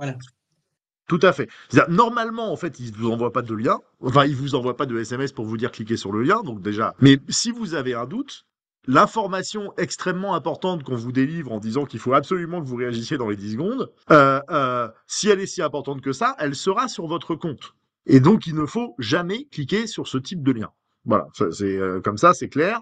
Et puis alors, a fortiori, si c'est des liens qui vous emmènent vers un service que vous ne connaissez pas ou auquel vous n'êtes pas inscrit. Alors là, vous pouvez considérer directement que c'est un spam, mais vous pouvez le mettre à la poubelle. Bon. En fait, si cette pratique assez simple était mise en œuvre par une majorité d'utilisateurs, il y aurait plus de phishing quasiment. Donc c'est vraiment un élément, je pense assez puissant. Et l'autre élément, je pense qu'il faut pouvoir rappeler également, c'est que il ne faut pas faire par défaut. Enfin, il faut faire confiance aux éditeurs que vous connaissez. En d'autres termes, quand vous avez, si vous avez décidé de choisir Windows, il y a des gens qui diront que c'est pas une bonne idée, mais c'est pas mon débat. Ou de choisir Mac ou de choisir une distro de Linux ou etc. Quand vous avez des messages Windows Update ou etc. qui vous disent il faut faire la mise à jour, il faut faire la mise à jour. Voilà. C'est quand même un truc aussi de base, c'est-à-dire quand votre éditeur logiciel vous dit qu'il faut patcher, il faut patcher. Et un des gros sujets des différentes failles, c'est qu'il y a beaucoup d'ordinateurs et de systèmes qui ne sont jamais mis à jour ou très peu mis à jour et dont les failles sont exploitées. Donc vraiment, cliquez sur Update et faites les mises à jour qu'on vous demande. Parfois, de temps en temps, si vous êtes un utilisateur final, ça sera peut-être un peu moins grave que si vous êtes une grosse entreprise. Parfois, la mise à jour sera peut-être pas très bien faite. Vous serez obligé de faire un rollback et de passer sur la précédente parce que il y a des trucs qui marcheront moins bien. Mais ça sera toujours moins grave que de laisser vos systèmes informatiques avec des failles béantes dont vous n'avez pas vous-même connaissance. Ouais, merci. C'est vrai que les mises à jour, c'est important. On va accueillir 2 personnes, si vous voulez bien.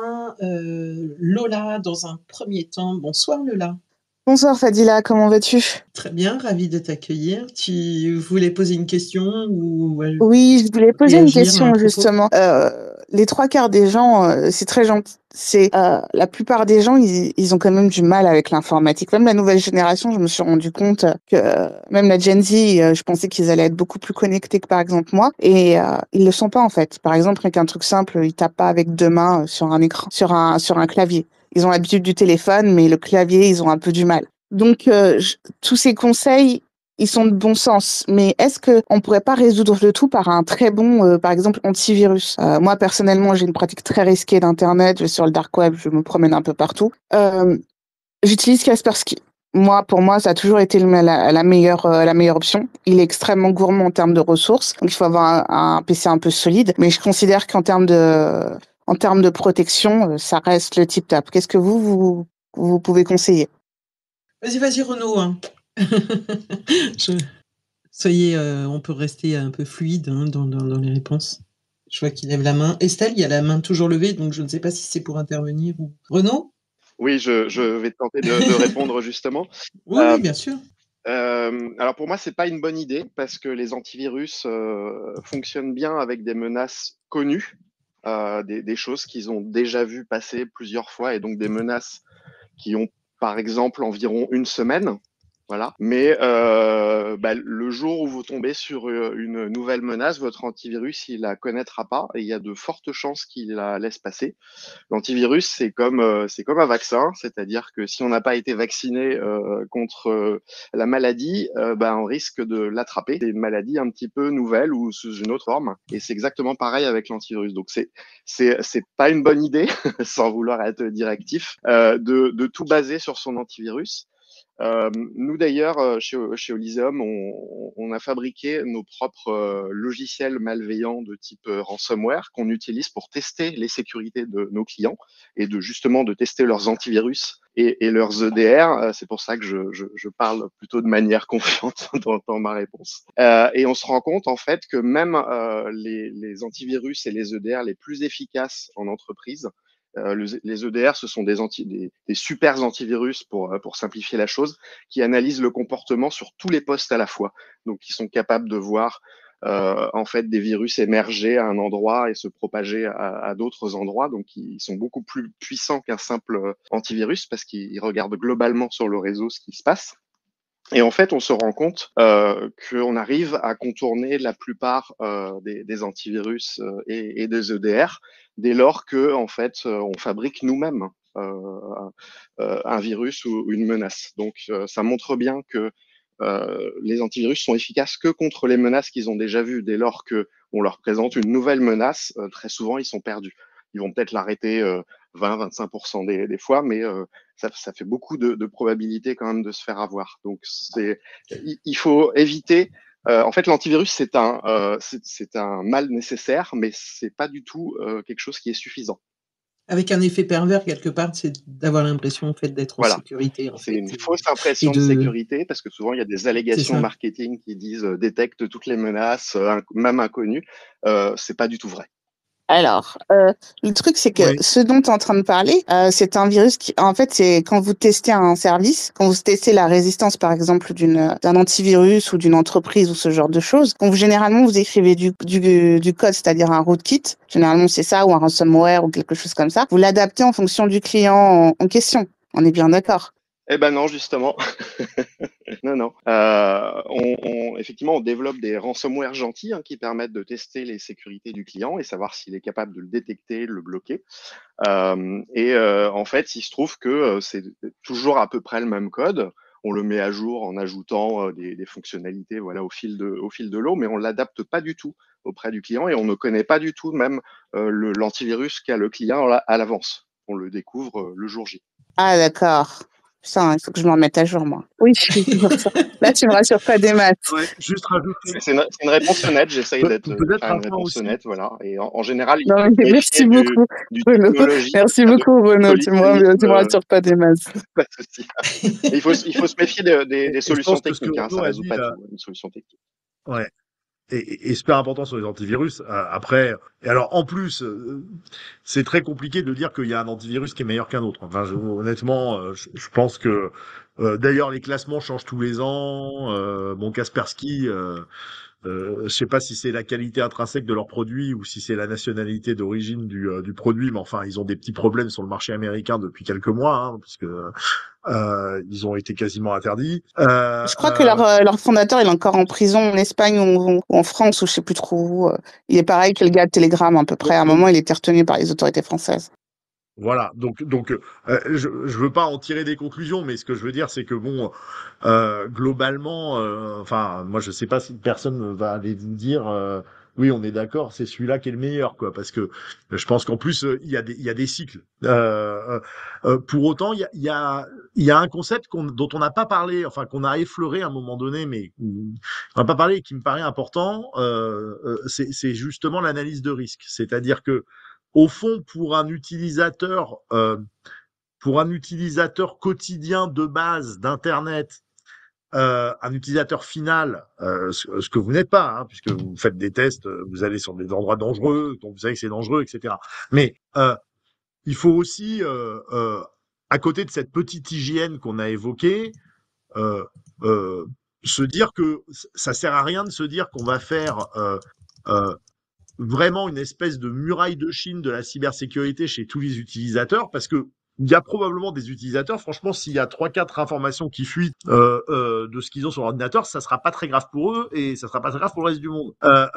Donc, il faut aussi garder ça en tête. Il faut pas baisser la garde partout, mais c'est un petit peu comme quand on demande à quelqu'un de faire un régime. Si on lui dit du jour au lendemain, il faudrait perdre 20 kilos, merci, et puis ne manger que des haricots bouillis, et ça va pas marcher, quoi. Hein. Donc, euh, euh, l'hygiène de base de cyber, c'est important, mais les sujets qu'on évoque sur la menace cyber très importante avec le déploiement de NIS2, etc., bah en fait, il faut pas que tout le monde panique et tout, parce que il y a plein d'autres moyens de se faire piquer ces données. Hein. Enfin, je veux dire, il suffit, par exemple, d'être dans un environnement où on a laissé son téléphone et que il se referme pas automatiquement avec un code d'accès, par exemple. Donc voilà, méfiance. On peut pas demander à tous les utilisateurs finaux de devenir quelque part des parangons de cybersécurité parce que ça ne marchera pas. Il faut qu'ils réfléchissent à quelque chose de très simple. Est-ce que j'ai chez moi, sur mon ordinateur ou sur mon smartphone, quelque chose dont je ne veux absolument pas que ça sorte? Et si je ne veux absolument pas que ça sorte, soit je l'efface, soit je le crypte, soit je mets en place des procédures de cyber. Si c'est des choses qui sont pas très importantes, il est peut-être pas obligé de se poser des milliards de questions à chaque fois qu'il ouvre son ordi. Merci Pierre pour. Je vais laisser Estelle ajouter un élément et puis ensuite on a Lucas qui avait aussi une question. Oui, je suis absolument d'accord. Enfin, plus ce que Pierre vient de dire. Et je crois, pour revenir encore, enfin, ce que je disais, que j'ai peut-être pas été très, enfin, on parlait de beaucoup de choses. Je crois qu'il y a 3 éléments de base dans l'hygiène de la sécurité pour ceux qui veulent même pas aller faire le MOOC de l'ANSSI. C'est vraiment cette absence de confiance, et je pense que par défaut, et ça, je pense que c'est vraiment le plus important, ça a été dit par d'autres personnes, le fait de chiffrer. Alors, ce qui est précieux, mais pourquoi pas tout, en fait, pourquoi pas. Et puis surtout, chiffrer dans le chiffrement, c'est-à-dire qu'on peut avoir un disque chiffré si notre ordinateur le permet. Et dans ce disque, une fois qu'on a ouvert ce chiffrement et donc qu'on voit tout, que tout est déchiffré, en fait, avoir des petits dossiers pour les choses importantes. C'est-à-dire que si quelqu'un rentre le premier système, il ne rentrera pas dans le deuxième. De la sauvegarde. Ça, on n'en a pas beaucoup parlé, c'est très très important parce qu'en fait, le chiffrement, ça permet la confidentialité. Ça veut dire que quelqu'un nous pique les données, ben c'est pas grave parce qu'a priori, il pourra pas, enfin, si le chiffrement est fort, a priori, il y aura pas accès aux données en lecture en clair. Et sauvegarde, parce que la menace, c'est pas que l'atteinte à la confidentialité, c'est aussi un système qui serait en panne, qui ne peut plus fonctionner. Donc, avoir, ne serait-ce que des disques externes pour un particulier, mais par contre, 2-3 différents, 2, 3 marques différentes, éventuellement un dans un lieu différent, qui est peut-être mis à jour un petit peu plus tardivement, enfin pas toutes les semaines, mais un peu plus loin, c'est pas très grave. Mais dans tous les cas, ça permet, si jamais on perd notre ordinateur, même sur une clé USB, aujourd'hui des clés USB, on en trouve de 1 Tera qui sont pas si chères. Donc ça peut permettre d'avoir une sauvegarde dans son sac à main si la maison brûle. Voilà, avoir une stratégie toute simple de sauvegarde dans des lieux différents, chiffrée, parce qu'on peut se faire piquer la clé USB dans son sac aussi. Mais une fois qu'on a appris à chiffrer avec VeraCrypt, le petit logiciel que je vous... Alors, il y en a d'autres, hein, mais moi, c'est celui que j'aime bien. Je fais pas de pub, j'ai pas d'action. Et qu'on a acheté un petit 2-3 disques externes avec une clé et qu'on se dit que toutes les semaines, on va faire une sauvegarde. Quand on rédige un document de recherche ou une thèse, bah, c'est tous les soirs. Comme ça, on perd pas notre travail. Je pense on échappe à énormément de menaces. Et si j'ai 3 minutes, je vais essayer d'être très synthétique. Moi, je crois qu'encore une fois, j'insiste sur l'absence de confiance. Je suis super vigilante et j'ai entendu un cas il y a quelques années que d'autres connaîtront ici parce qu'il a trait aux crypto-monnaies. Je me demande toujours si je me serais fait avoir ou non. Mais par contre, ce cas pratique réveille énormément sur le niveau de vigilance qu'il faut avoir parce qu'on s'en rend pas compte. Après, c'est un mot théorique, l'absence de confiance. Pour faire très simple, et pour ceux qui ne connaissent pas les crypto-monnaies, quand on en a, l'idéal, c'est de les conserver soi-même sur ce qu'on appelle un portefeuille froid. Voilà, il y a plusieurs marques. Et il y en a une qui s'appelle Ledger. Et il y a quelques années, Ledger s'est fait pirater toute sa base de clients. Donc, des gens qui ont donc, du coup chez eux un de ces portefeuilles qui donne accès à de l'argent. Voilà. Et toutes ces personnes, donc il y a eu au moins les noms et les adresses qui ont été collectées. Et quelques temps après, toutes ces personnes ont reçu chez elles un courrier à domicile signé du PDG de Ledger, donc la marque de ce portefeuille, de ce petit outil. Ça ressemble à une clé USB. Hein. Je parle de portefeuille froid puisque c'est le mot, mais ça ressemble à une petite clé USB. Donc le PDG de Ledger qui s'excusait auprès de son client. Oui, notre base a été leakée. Pour être sûr de mettre en sécurité vos crypto-monnaies, tenez, on vous offre gratuitement une nouvelle Ledger. Et voici la procédure pour passer vos crypto-monnaies de l'ancienne à la nouvelle. Comme ça, vous serez sécurisé. Il se trouve que cet envoi avait été fait par des pirates, ceux qui avaient piraté la base de données, et envoyé des petits dispositifs donc qui avaient été trafiqués. Et tous ceux qui ont suivi la procédure en faisant confiance au courrier se sont fait voler leurs crypto-monnaies. Donc pour vous dire le degré de méfiance qu'il faut avoir, c'est-à-dire que même quand on a acheté l'outil, alors je parle de cet exemple parce que c'était en crypto-monnaie, mais ça pourrait très bien se passer avec un bien de la vie courante connecté. Même si on connaît l'enseigne qu'on a acheté, qu'on sait de quoi on parle, que c'est tout à fait logique parce qu'on a été au courant du leak, il faut encore se méfier. Là, il ne faut pas hésiter à prendre son téléphone, à appeler l'entreprise et demander si c'est un courrier réel. Ça prend 3 secondes, enfin 3 minutes, et c'est une sécurité qui peut vraiment sauver de situations dramatiques pour certaines personnes.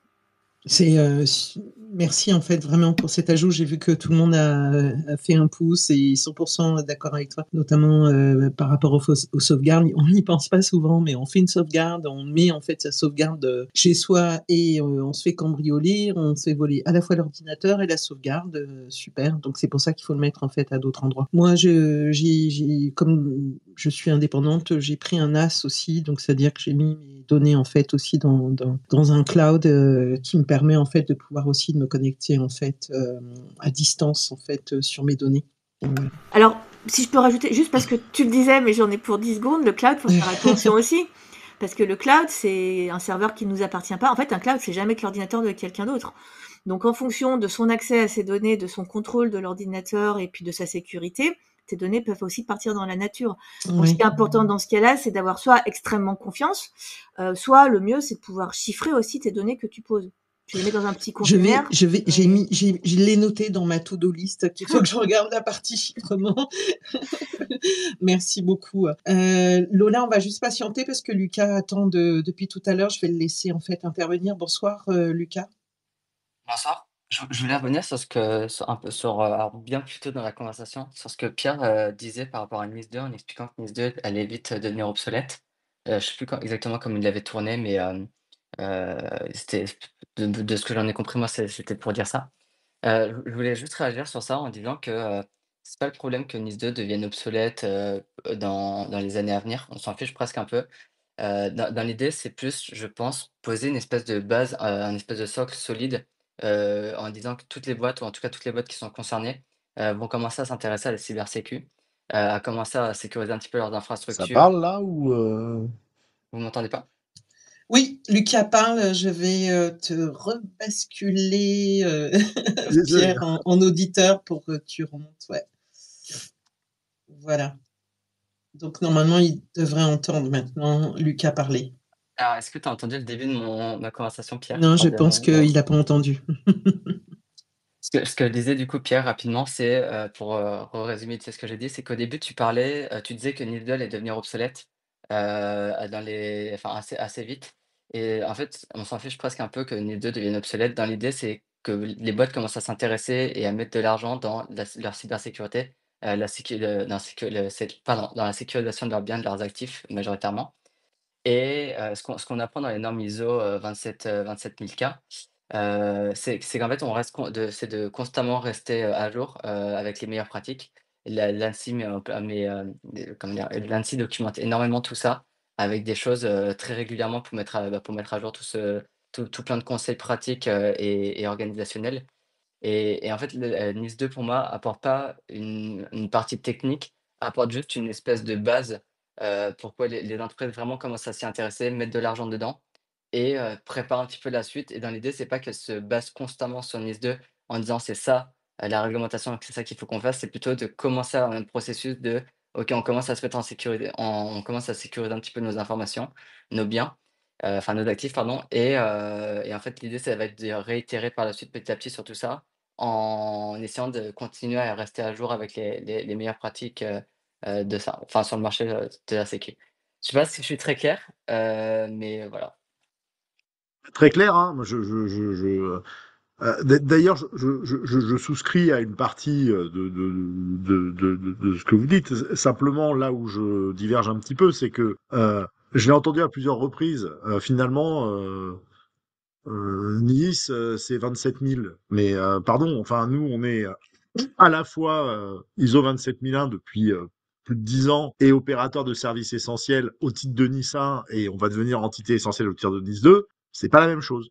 C'est pas la même chose parce que dans parce qu'il y a des aspects on parle de conseils pratiques, mais c'est beaucoup plus que des conseils pratiques. Donc je ne veux pas rentrer dans des détails trop complexes, mais dans les transpositions de Nice, vous avez des règles qui sont votées et qui font partie du corpus législatif ou réglementaire et qui donc deviennent aussi obligatoires que d'avoir une analyse de risque, un plan de traitement des risques, une amélioration continue, etc., etc. Choses qui sont présentes dans 27001, on le sait, mais il y a des choses beaucoup plus prescriptives que cela dans Nice 2 et notamment dans les transpos de Nice 1 et probablement de Nice 2. Et là, vous atteignez un problème, c'est que d'abord vous risquez l'obsolescence parce que plus c'est précis, ben, plus ça risque d'être justement à l'inverse de quelque chose de fluide où vous faites de l'amélioration continue et vous faites évoluer vos pratiques en fonction de l'évolution de la menace. Et deuxièmement, pardon, mais derrière vous avez des sanctions pénales, mais pas que des sanctions pénales, hein, des sanctions pour les entreprises. Hein. On parle quand même parfois d'un pourcentage du chiffre d'affaires mondial qui peut s'élever à plusieurs millions d'euros. Et il ne s'agit pas juste de mettre en place des bonnes pratiques. C'est-à-dire que si vous considérez qu'il y a une règle qui est un peu bizarre, dont vous pensez pas, vous, dans votre analyse de risque, qu'elle est absolument essentielle à mettre en place, parce que justement, votre analyse de risque vous montre que c'est pas ça la menace pour vous et que c'est pas ça la réponse, bah, si c'est marqué dans la loi, faut le faire quand même, quoi. Donc, je reste un peu sur ma position. Je pense que c'est pas aussi simple que de dire Nice, c'est juste une manière d'obliger les entreprises d'avoir un système de management de la sécurité de l'information. C'est beaucoup plus directif que ça. Et ce côté beaucoup plus directif, moi, je pense qu'il est contre-productif. Merci Pierre. Je vais un peu presser le pas parce que comme il est 23h, c'est vrai qu'en général, j'essaye de fermer mes spaces entre 22h30 et 23h. Je sais qu'en plus, qu'on est en pleine semaine, donc je voudrais pas abuser de toute la gentillesse et la disponibilité de tous les invités. Donc je vais demander aux 2 dernières personnes, donc Lola qui voulait réagir et à Nicolas qui voulait poser une question, d'être, assez concis, dans leur intervention, ainsi qu'aux invités, dans leurs réponses. Tout à fait. Lola, vas-y. J'avais une dernière question concernant donc les wallets Bitcoin parce que j'en ai un que je garde sur un disque dur donc qui est séparé de mon ordinateur. Carrément, le disque dur il est à la banque parce que j'avais beau écrire en gros, en gras, en large dessus chez moi, ne touchez pas à ça. Il y avait toujours quelqu'un qui essayait de le brancher sur son PC et donc je me posais la question. En dehors du fait d'avoir ce disque dur donc qui a aussi une autre sauvegarde sur une clé USB ailleurs de mon wallet, qu'est-ce que je peux faire en plus pour protéger mes bitcoins? C'est bien parce que c'était un point que j'avais listé mais qu'on n'a pas évoqué. Il y avait tellement de choses à évoquer. La partie crypto, Renaud lève la main, donc je penserai. Ouais, alors comme a parlé Estelle déjà, il est bien d'avoir des portefeuilles froids pour stocker tes crypto-monnaies, à l'inverse de portefeuilles dits chauds qui sont des portefeuilles logiciels. Là, tu utilises un portefeuille logiciel sur ton ordinateur et même si tu le mets sur un disque dur externe, dès lors que tu l'utilises, si tu as un malware sur ta machine, il peut aller lire le disque dur et exfiltrer ton portefeuille. Donc, pour éviter que ton portefeuille soit lisible par un logiciel, si tu as encore une fois un virus ou un logiciel malveillant sur ton ordinateur, il existe des portefeuilles matériels. Ce sont des clés USB de type Ledger, par exemple, Trésor, Bitbox, voilà, on peut en citer plusieurs, où la clé de ton portefeuille ne sort jamais de la clé physique USB. Et même du coup, si tu as un ordinateur avec un virus, il n'est pas en capacité d'aller lire ta clé de portefeuille et donc de dépenser tes crypto-monnaies. Il va falloir vraiment te subtiliser physiquement la clé USB, ce qui n'est pas possible à distance. Donc c'est rassurant parce que même si ton ordinateur est infecté, tu ne risques rien avec ce type de portefeuille froid, à l'inverse du coup d'un périphérique que tu branches de temps en temps pour te servir de ton portefeuille qui là est à risque.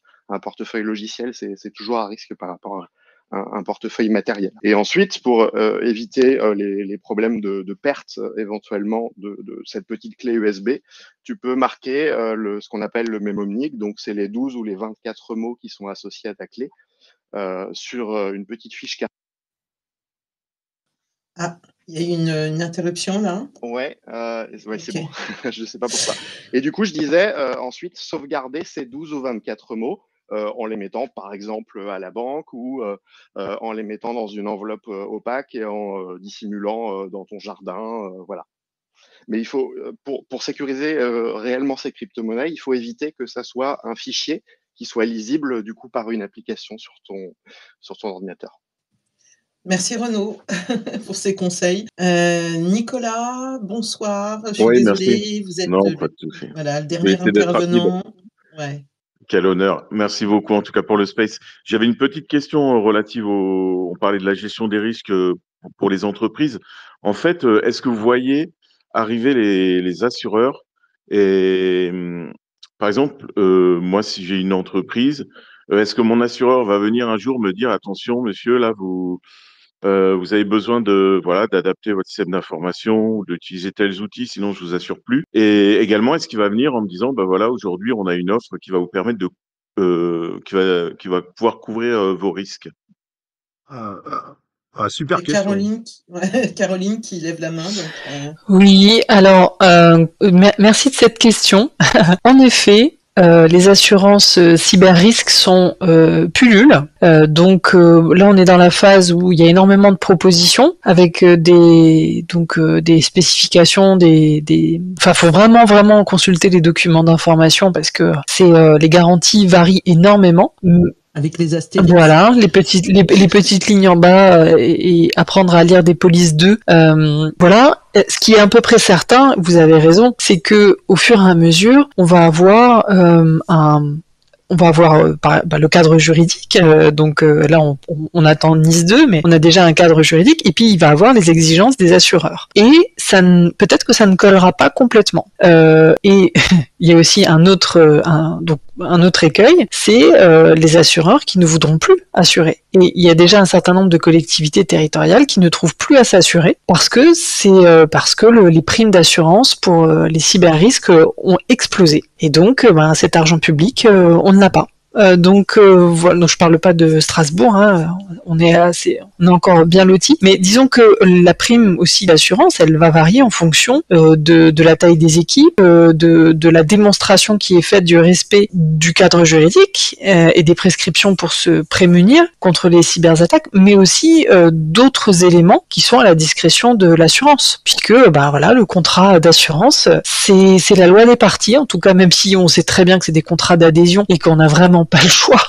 On a juste le choix de choisir, de sélectionner un assureur ou un autre, et c'est très compliqué de comparer en matière de cyber-risque. Mais sur le contenu du contrat, on n'a pas le choix. Et il va falloir bientôt, je pense, avoir des consultants, des courtiers en assurance cyber-risque pour pouvoir comparer les offres. Voilà mon avis. Merci beaucoup pour cette question.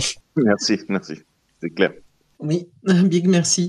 C'est à mon tour de vous remercier à tous et toutes d'avoir participé, écouté, également aussi pour vos questions. On va clôturer ce space avec peut-être un conseil qui est revenu assez souvent, mais je pense qu'en fait, dans tout ça, ça peut être intéressant pour vous tous d'aller consulter le MOOC de l'ANSSI. Je vous l'ai épinglé, il est aussi en commentaire.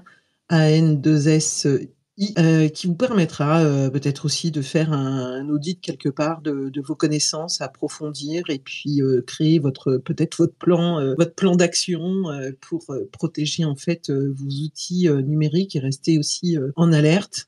C'est la première fois que je faisais un space sur la cybersécurité, donc je serais super ravie de recueillir vos feedbacks constructifs sur l'approche, peut-être aussi de ce space. Et puis, si vous voyez en fait d'autres axes ou une autre façon aussi de l'aborder, j'espère que vous avez apprécié. Je tiens quand même chaleureusement à remercier en fait toutes les personnes qui ont quand même contribué en fait à l'enrichissement de nous tous, les invités experts qui sont venus et qui ont répondu présents. Je tiens à remercier Pierre Bonis, qui est directeur général de l'AFNIC. Je vous conseille non pas de suivre son compte Twitter, Pierre Bonis, mais plutôt celui du compte de l'AFNIC pour suivre en fait des actus. Vous aviez donc aussi je remercie également Estelle de Marco, qui est experte en protection des données et qui est active principalement sur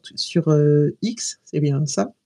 Oui, si on parle de réseaux sociaux, pardon, j'ai toujours un temps de réaction avec le micro. Oui, au niveau réseaux sociaux, c'est plutôt Twitter, oui. Ouais, qui partage également sa veille. Renaud Lifshitz, qui est directeur scientifique de Oliseum, et puis qui est quand même chercheur en cybersécurité, comme vous l'avez pu entendre depuis une vingtaine d'années. Merci beaucoup, Renaud. Merci, Fadila, pour l'invitation. D'ailleurs, et puis aussi Caroline Zor, qui est avocate en droit numérique et aussi porte-parole du Parti Pirate, et puis qui est également experte à l'ONU Habitat, investie également à l'Euro-Métropole de Strasbourg, en fait, une activiste aussi, on peut dire quelque part. Tout à fait, c'est pas un gros mot. Voilà, tu sais, des fois je le dis, mais j'y vais avec la pointe des pieds parce que je me dis, est-ce que les gens vont apprécier que je dis ce terme-là, activiste, je veux dire constructif et positif, voilà, ça va être le bon terme.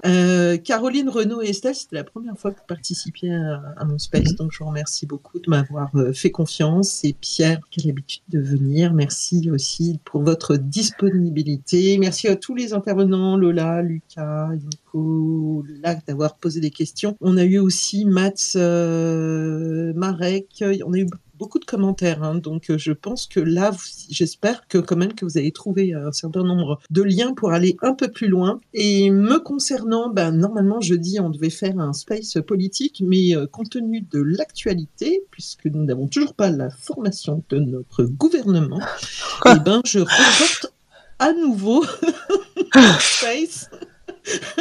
On devait, inutile de faire des spéculations, hein, tant que le gouvernement n'est pas formé, on attend impatiemment. Un petit dernier mot pour la fin, Caroline, Estelle, Pierre ou Renaud, si vous voulez nous donner une info par rapport à votre actu ou autre, vous pouvez tout à fait le faire. Alors moi, je veux bien passer un message aux personnes qui ont envie de s'investir sur des propositions concrètes relatives à la cybersécurité. Au Parti Pirate, on fait ce qu'on appelle le ministère énervé, donc le ministère pour le numérique responsable volontaire, et on espère recueillir un maximum de contributions pour les amener au futur gouvernement, en espérant qu'on ait un ministre du numérique. Voilà, et la cybersécurité fera partie de notre programme, donc on lance ça. Si vous avez envie de contribuer, pirate ou non, vous êtes les bienvenus.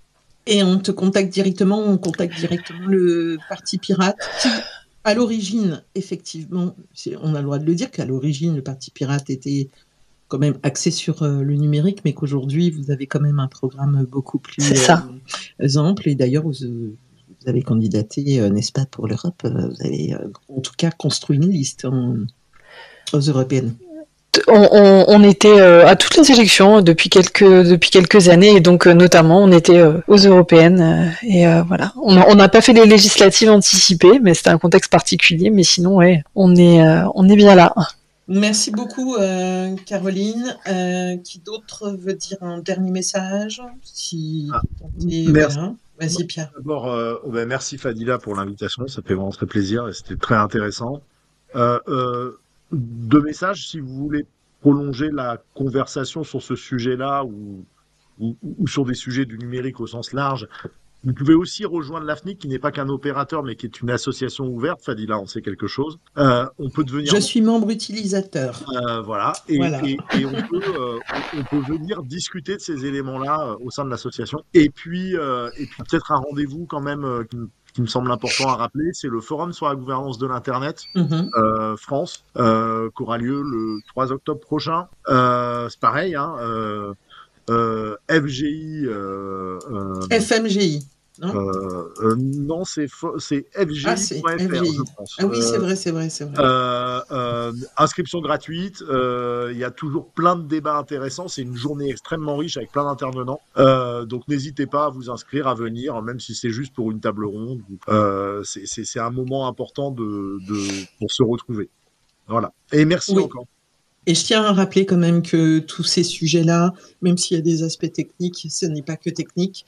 Il y a des aspects effectivement politiques, et puis c'est l'affaire aussi de tous. En tout cas, moi, je suis pas une technicienne, et pour autant, j'essaye de suivre, en fait, parce que c'est, voilà, je dis très souvent, entre l'ordinateur et le clavier, il y a un être humain, et c'est nous. Alors, j'arrive pas à refaire monter Estelle pour qu'elle nous donne en fait son dernier mot. Je ne sais pas si elle le peut. Renaud, un dernier message? Moi, je dirais effectivement, tout tourne autour de la confiance, et il y a un dicton qui est bien connu d'une certaine communauté sur Internet, et ils se reconnaîtront, mais don't trust, verify. Donc, ne faites pas confiance et vérifiez tout ce que vous voyez et tout ce que vous recevez. Voilà. D'ailleurs, un des réflexes que j'ai, moi, c'est vrai que je regarde souvent les URL depuis. C'est indispensable. Ouais, voilà. Donc Estelle, Estelle est là, et donc c'est elle qui va avoir le dernier mot. Peut-être un dernier message de la part d'Estelle. Si elle en a. Hein, tu m'entends ou pas? Parfaitement. Oui, pardon, parce que je sais pas ce qui va pas de temps en temps, mais je crois que j'ai dit l'essentiel. Après, oui, on peut, mais je crois que t'as pas une heure de plus. Non, si c'était juste un dernier message, plus autour de votre actu. Je pense que cette émission, en actu, non, je pense que j'ai vraiment fait le tour de ce que je pouvais apporter. Par contre, effectivement, je trouve que cette émission est importante, c'est essentiel, en fait, et je pense qu'il faudrait peut-être en avoir plusieurs, plus souvent. Parce que, encore une fois, la sensibilisation et l'adoption par chacun de règles d'hygiène de base me semble quelque chose de nature à faire monter tout le monde en compétences, et que voilà, je pense que ça pourrait être bien que ce soit le début d'une première ou de régulière. Je vais essayer, parce que je pense en fait que ça peut être bien de cibler, par exemple, pour que des conseils soient un peu plus, on va dire. Oui, par exemple. Là, vous avez donné beaucoup de conseils et tout, mais c'est vrai qu'au début, voilà, de cadrer, de dire qu'est-ce que c'est et tout ça, du coup, c'est un petit peu vaste et tout ça, donc ça peut être un des axes de progression. Oui, parce que je pense qu'effectivement, il y avait peut-être des frustrations. Voilà. À certains moments, on pouvait pas être trop loin, parce qu'effectivement, on peut pas y passer la nuit entière. Mais peut-être qu'après, des petits sujets plus spécialisés, peut-être entreprises ou particuliers, pourquoi pas. Ouais. En tout cas, merci à tous, et merci à toi pour l'organisation. En tout cas, mon objectif à moi, pour celles et ceux qui nous ont écoutés et qui réécouteront ce space, il est enregistré, vous allez pouvoir le partager. C'est aussi de faire un space avec des invités. Je fais exprès d'avoir un panel pour avoir en fait des approches un petit peu différentes qui sont aussi complémentaires et différentes voix. Voilà, enfin, c'est en tout cas la proposition que j'essaye de relever dans Fadi Live. Et je vous remercie à tous et je vous souhaite une bonne fin de soirée, une agréable nuit et à très bientôt. Merci pour cet échange instructif. Salut. Bonne nuit. Salut à tous. Au revoir. Au revoir.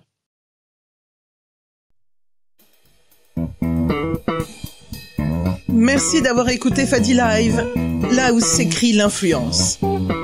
Retrouvez tous les épisodes sur Deezer, Spotify, Apple Podcasts, Amazon Music et YouTube. Pour ne rien manquer des prochains débats et des exclusivités, suivez-moi sur les réseaux sociaux. Consultez la bio pour toutes les informations. Abonnez-vous, partagez et laissez un commentaire. Votre avis compte.